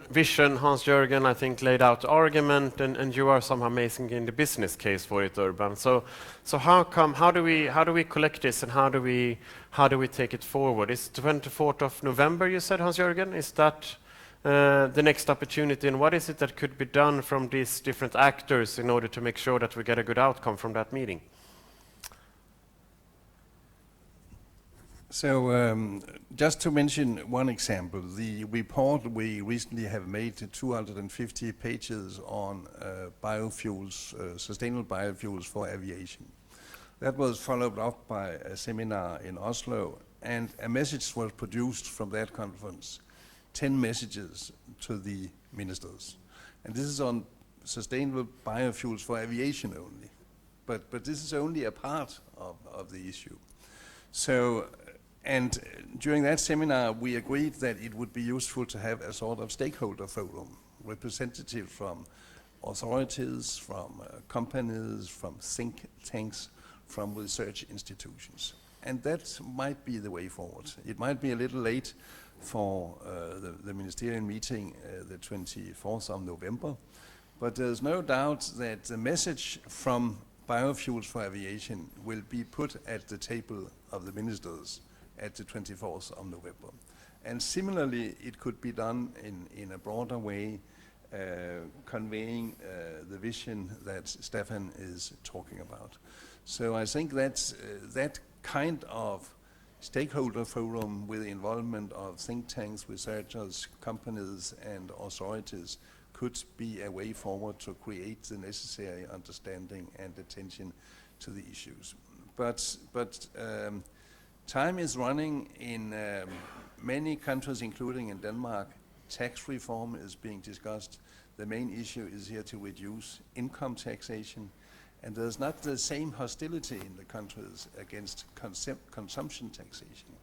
So there might be a window of opportunity for convince that we might actually have higher taxation on fuels in order to, and some better policy frame. It doesn't need to cost anything to have a joint Nordic policy framework which could enhance the utilization of biofuels. So I think that we need to create a forum that could convey those messages which could be brought to the decision makers. Mika, what is your reflections regarding it, and what kind of responsibility do you have as your industry, but also as the business community in a whole when it comes to helping out to form the policy framework? Well, if I only knew. But let me start somewhere. Your question earlier was that if the authority or the governments have been too nice or not too nice for us. I think it's the both. And I explain a bit. In some countries, for example in Finland, we have the quota obligation for the biofuels. So it's not very nice for the industry as such, but it's very effective tool in a way. Because you have an obligation, if you don't fulfill the obligation, you have to pay. And that is driving you to find, first of all, the fuels that are sustainable according to the regulations that you have, but also the cost-efficient solution. So that's, in a way, driving the business to do the things they have to do. So in a way, that's a way, one thing forward. Now, not being so nice is then again, and perhaps I'm looking at the European perspective, that there is a lot of regulation which can be very detailed. For example, you know, what are good feedstocks, what are bad feedstocks, how should you process them, how should not process them, making the companies or the businesses' life difficult to actually reach those obligations that they have. So in a way, depending on what part of the value chain you are looking at, you have different answers to the question. So in a way, the way I think and where we could actually benefit quite well in the Nordics is that we join forces, first of all, to make sure that we have a common view on the forestry, the sustainability of the forestry, and we go to the Europe with good arguments, scientific-based arguments, that we can do this and allow us to have the room for maneuver here. That's one thing. And then this other thing is that whether the European Commission is, or the European institutions are, capable of putting targets in place that are meeting our standards, I'm skeptical because, the Europe is not a coherent market. So in a way, in the Nordics, we are forerunners. So then forming common targets with common regulations, I don't know exactly what they would be, but at least we should secure in the coming weeks and months that we have a room to maneuver in the Nordics, and then we have the basis to move forward. Thank you. Ernesto, scientific based, science is in somehow driving this discussion together with innovation.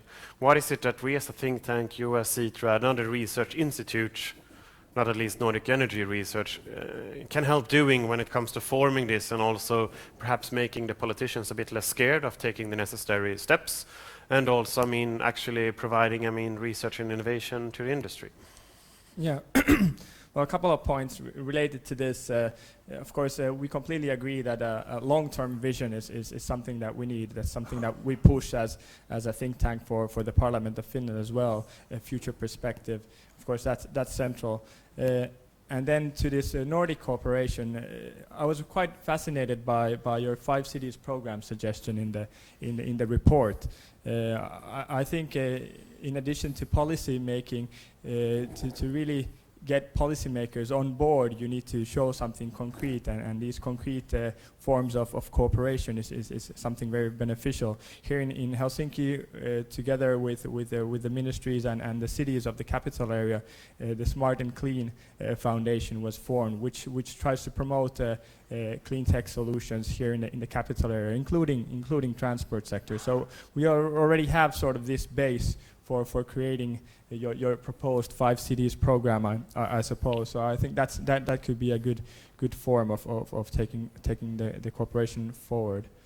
And your question was, well, scientific, of course. Well, CITRA, we don't really do scientific work per se, but rather try to work with all the different institutions and the industry and policymakers in Finland together. So we act as a sort of a facilitator for the societal change. Staffan? Yeah, I think we agree. Did you get your vision? Pardon? Did you get your vision? Yeah, a little, and some reflections on it. First of all, we have to convince people that we are not discussing long-term changes. We are discussing a short-term transformation. I think that is important. This is not a long-term thing. We have to make most of it within 10 years. That's my first thing. Secondly, we need alliances on the political level. And I think after the Nordic countries, I think the most important European countries are Germany, France, and Poland. So I think one thing politically is to find means to get them to join on the wagon. That I think is an important thing. And then maybe you are right that one very concrete thing is to develop this 5 cities program from the report and do something out of it from Global Utmaning. I think that is maybe we can find a partnership with CITRA regarding it. Yeah. That were my 3 reflections.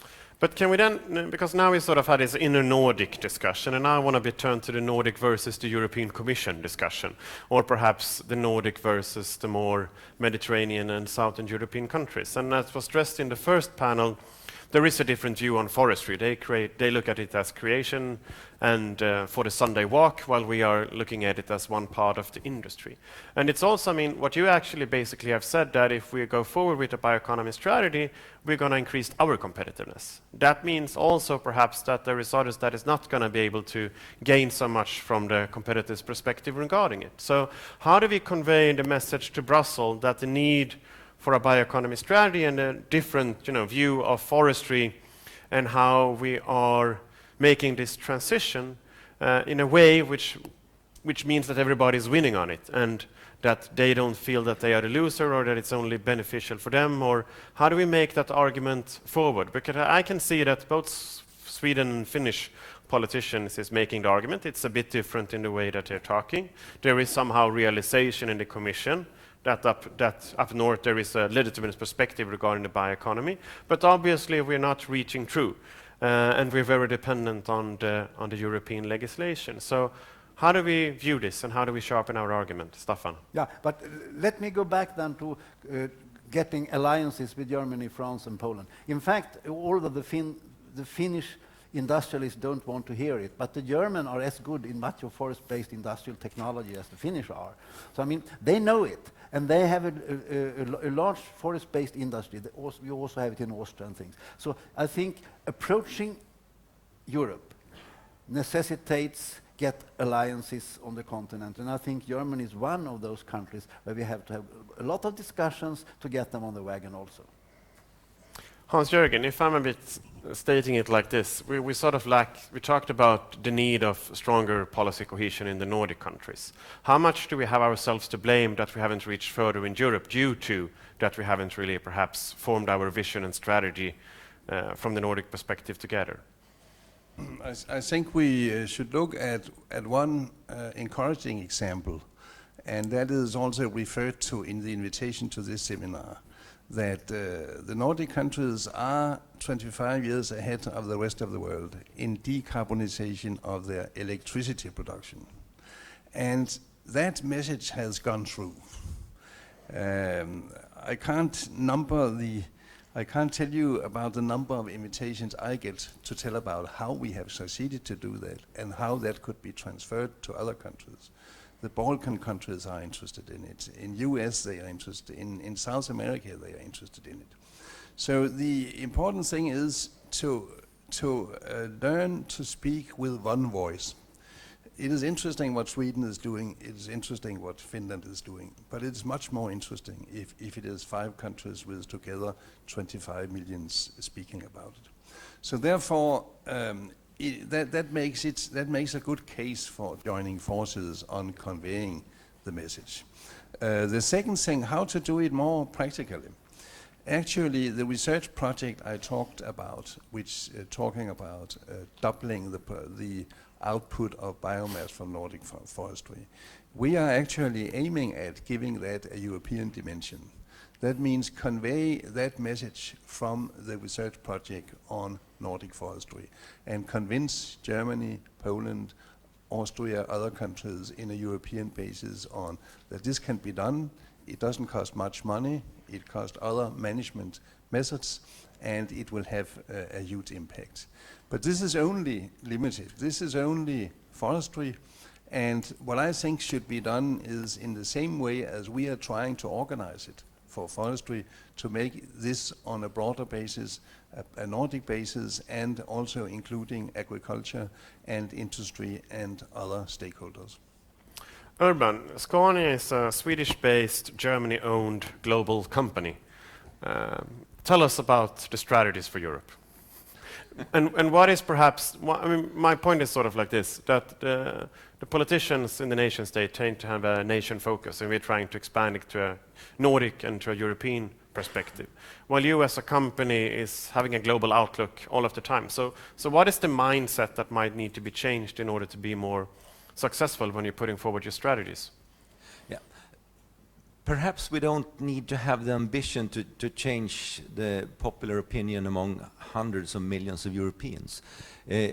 Perhaps we should start with trying to have better contact with, say, the civil servants in working for the European Commission, because that's some 1,000 people we need to persuade that they have the wrong opinion now, because I think very much of the problem lies there. There's some kind of professional Brussels sickness that we are running out of food, and we are running out of forests, and we are running out of everything that make life pleasant. And I think that it's quite good starting point to talk with them and to talk with other European governments that perhaps are not so far away from our point of view here in the Nordic countries. And if we can manage to do that, then I think that we will also get a lot of help from our new allies, so to speak, in persuading the people of Europe in that this is the right way to go. I also want to emphasize what Staffan said before, that we don't need a long-term perspective. We need a rather short-term perspective. I would say that even 10 years is too long. We need to start now, and we need to make some fundamental changes within 2 years in order to come forward on these issues. So it's very important that we can build these alliances over the Nordic countries very, very fast and start this opinion work and to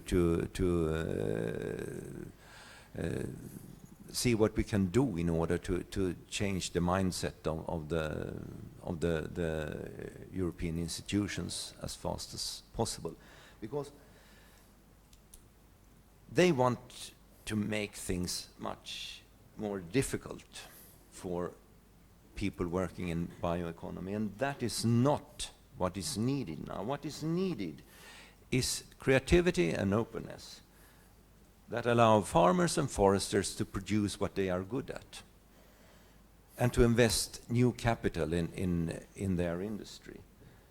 They don't need new regulations that put wet blankets over what they are doing. So I would say that speed is of great need now, and we should start to talk with those people that have the most power to change things. Staffan mentioned the need of alliances, of who is our common partners in crime here. Hans-Jürgen stressed the need of a Nordic voice, and you stressed the need of having the civil servants within inside of the European Commission actually understanding what it's talking about. You wanted to add, Ernesto? Yeah, one suggestion is talk the same language. So the circular economy is really high on the agenda of the European Commission.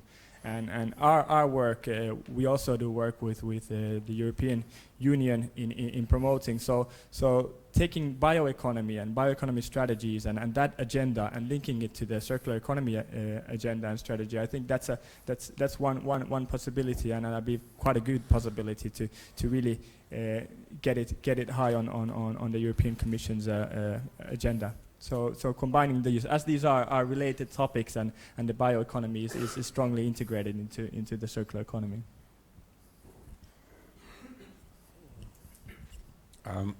Looking from the business perspective, I don't know exactly how the political world works, but I mean, we are sitting in this panel here and discussing. We are very much agreeing on what should be done. So a practical kind of a proposal could be that somehow Global Utmaning or somebody else brings all the ministers of Olli Rehn into the same table from the Nordic countries and address this topic, of course facilitated by academia, by think tanks, perhaps by some companies, and kind of try to form and put them around the same table, facilitate it so that you come up with one voice or something like that, and then you have a better possibility to actually go to Europe and say, well, this is how we did it. And if you can combine that with the alliances from the continent, that's of course worthwhile. So I don't know if the politicians actually do work and do discuss around the table on these topics. I guess that would be needed in my understanding. I think we'll try to do that, gather them around the table and try to enhance that discussion. I think, Ernesto, you made a good point here. I think, are we making it too difficult for ourselves when we're talking about an energy transition, when we're talking about bioeconomy, when we're talking about circular economy? Are we losing the people, and why are we not using the language as Urban just did, talking about what does it actually mean for people? Are we making the issues a bit too theoretical and not being it very close? And is it that why people is pushing the distance instead of saying that, hey, we need to do this rapid transition? Staffan, is part of the problem your academic language? I shouldn't be the one to answer that. I don't think so, in fact. I think that the basic thing is not the language. the basic thing is what we may label the elephant in the room. This is so huge, this is so difficult, you are so scared of touching this thing, and I think this is the reason why the politicians have to step out and talk about it. We can make this transformation in a way which is within the welfare system. You can still travel, you can still buy and purchase things, you can still live on not exactly the same as you have done, but still in a welfare way. And this is the important thing, it isn't so that we will throw away all the cars and all means for transport. We will just change the system. You use the buses more, you travel by car less, by different cars, and things like that. This is the important thing. Convincing that the transformation is there not to destroy life, but to preserve life. And I think this is the task to help politicians to have that kind of language. It is not a question of academic language, it's a question more of a political language here, that this is what transformation is about. And you're almost a politician. And I think that this seminar is in somehow hopefully contributing to that, because what we also want to do by this seminar is, bringing some stakeholders together, but also increasing the knowledge, and that is also why we're live streaming and doing this. But Hans-Jörgen, what is your reflections regarding this, and how is the discussion with the inside of the Nordic Council of Ministers and other areas where you're talking about? What is how strong is the realization that you need a Nordic voice, and how can we actually perhaps create a stronger political momentum, but also pressure on creating that one? Because in somehow there is also always from the political side a need of taking some credit, and perhaps sometimes it's more nice to stand up in front by yourself than standing in the Nordic, which is perhaps not giving the same political spotlight. Yes, I would take the point of departure from the last ministerial meeting we had in Copenhagen in November, Nordic ministerial meeting. And at that stage we could tell about the presentations we are going to make and had made on the electricity cooperation. And that was highlighted in the world's most influencing publication on energy, the World Energy Outlook. And I noted that the Nordic ministers were very keen to follow up on what we have achieved in that area.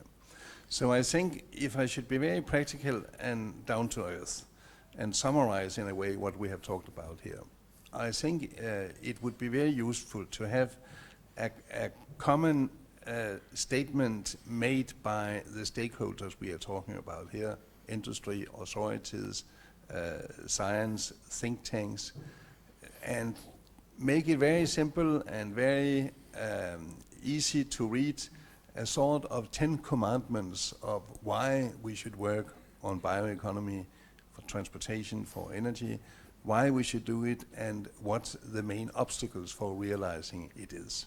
That should be the first stage, a message that could be sent, supported by industry, academia, authorities. That will always make an impression on a congregation of Nordic ministers.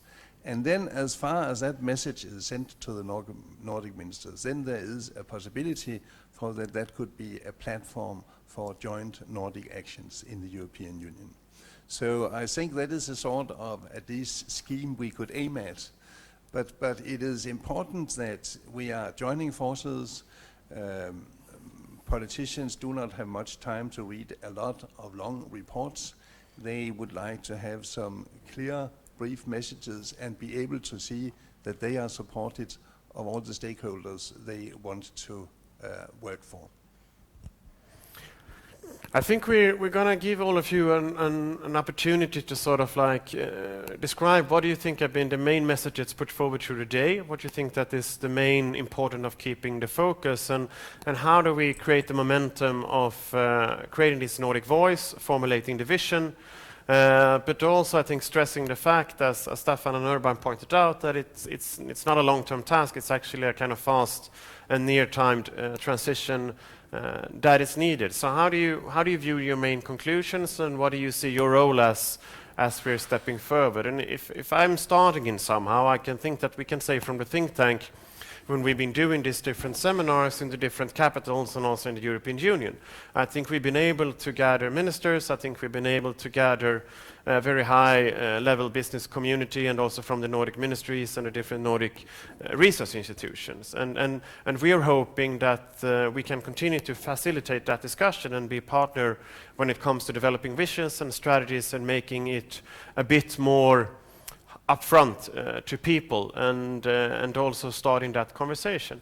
And we're also starting to involve more and engage more with the inside of discussion of the European Union. And I think what's been said here regarding how do we create a pathway from the Nordic countries to the European Commission, and how do we make sure that we reach further with a more coherent vision and a more coherent message, which is also conveyed in a stronger manner. Because as pointed out and as Hans-Jörgen stretched, we're in the Nordics, we're 25 years ahead. And that's not only in energy, that's in a lot of issues. And we also have to realize that we need to have a stronger impact, but perhaps as Nordics we sometimes also need to change our language in the sense that obviously we are a role model, but our strategies is not always reaching true. So we are hoping, we'll see if we can do it until the 24th of November, to continue this gathering of platform and stakeholder dialogue and trying to stress further what we can and what is needed to put forward to the European Commission. So I invite you all, of who wants to start, perhaps Ernesto Citra, you are, as us, a think tank, and we hope that we will be able to partner with you when it comes to developing these concepts and policy recommendations for Swedish, Finnish, and Nordic politicians. So what's your takeaways from the day, and what's the main message you want to convene to our audience and live audience as we are wrapping up? Sure, thanks. Well, it's been a very interesting day and very important topic, of course. I think my main takeaway is, of course, that the bioeconomy, transportation, both electric and biofuel, of course, part of the bioeconomy is a central part of the future, central part of the circular economy, which we're working on, of course, but also looking at longer term, this maximization of value. So in that sense, the sustainability of biomass use is central to be part of the bioeconomy. But yeah, thanks. Mika, you have been partnering with us regarding the Nordic transport ways. What is your main reflections and conclusions from this work we've been doing and the dialogues that we created, and what would you see coming in the future for the autumn and the spring? The process for me, it was a great learning process. I learned a lot about different businesses, different opportunities, different technologies. And I think that is a way that you need to put different companies, different academia, think tanks together so that you actually kind of make those ideas and the knowledge to actually get together, because then we can form something new. To me, in a way, you know, we have short-term things which are influencing the European legislation on sustainability. This is kind of the qualitative thing that we have to have in order. At the same time, we need to do short-term actions which we can in each of the countries, and in parallel also to kind of form the common voice, the common message that we can put forward and start from there. So it's several actions that we have to do in parallel. As a business, of course, we are building our strategies and our investments on those facts and the regulations that we know are there for our time horizon. So I think, bringing all these things in parallel. And I think we need help for that, because the business can't be running that, so we need think tanks or somebody kind of facilitating the process. Thank you very much. Urban, what's your takeaways and message for the future? And you've also been part of this journey when it comes to developing report and also taking part of several of the seminars that we now is doing here and also did in Stockholm. Yes, we have heard many words of wisdom here today, and it's worth to listen to all of those. But I must say, we are now in the middle of the process where the European institutions are preparing the revision of the Renewable Energy Directive. And we are already now planning a lot of activities for that. But I can see even clearer now how important it is to intensify cooperation with other, especially other companies in the Nordic region that work in this area. But I also see that we from Scania side need to push harder against the Swedish authorities to be a more active part in this process, and even perhaps if we in some way can cooperate. And the ideal thing would of course be to have some kind of joint Nordic company and governmental authority activities in order to put pressure on the Brussels institution for promoting first of all the Renewable Energy Directive, but that is only a part of the whole bioeconomy sector. So that is what I will push for after today. Hans-Jürgen. Yeah. So my takeaway message would be that the Nordic countries is in a unique position to take a lead on biofuels for transportation, both on the supply side, because all what we have talked about today, we have the crops, we have the forestry, we have the agriculture, we have the infrastructure, we have the know-how and technology. That is on the supplier side, but also on the consumer side. We haven't talked much about shipping here today, but that is an extremely important part of the picture. If we don't improve the situation, 10% of greenhouse gas emissions in 2050 will come from shipping. Something like more than 20% of all shipping in the world is owned or managed by Nordic companies. So that also on the consumer side, the Nordic countries have a possibility to be in the lead. And then again the conclusion, which I have mentioned now a couple of times, in order to make a difference, we should find out how to speak with one voice among Nordic countries, industry, think tanks, authorities and governments. Thank you. Staffan. Yeah. I normally teach and do research on industrial transformation and on innovation. And my reflections here are related to the innovation thing. First of all, I think as regards the format, the process, I think that this discussion here has confirmed that the format which Global Utmaning has had here not necessarily has to be improved and changed. It's in fact doing more. We have to continue to, with incremental changes, still work harder on the road we have entered up on. That's one thing. And I think that it is necessary because of the short time horizon, as both I and Urban has talked about. Secondly, as regards the content, I think it's interesting, and this is in line with recent innovation research a lot, that is much of the innovations now needed in the giant transformation ahead are not necessarily on the industrial level. That it is innovations on the policy level and institutional level to create the institutions and the rules and the tax system which will facilitate the transformation for industry to work upon. So we are talking more about innovation in the institutions rather than the innovations in industry, which are there anyhow. I think that is an important lesson, and that is also in line with very recent innovation research. We have to convince the political and institutional system to facilitate the transformation ahead. Thank you very much, and thank you very much to the panelists. It's been a great privilege listening to you and talking to you regarding this subject.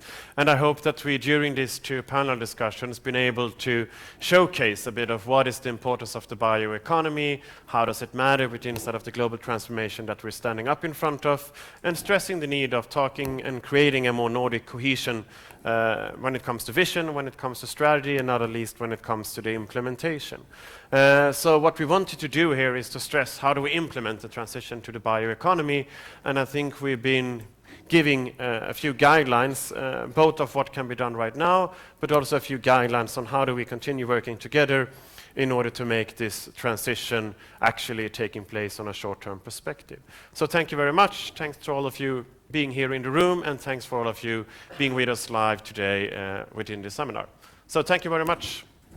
Thank you.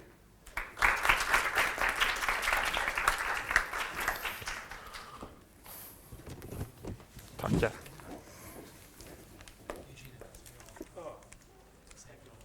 Tack så mycket.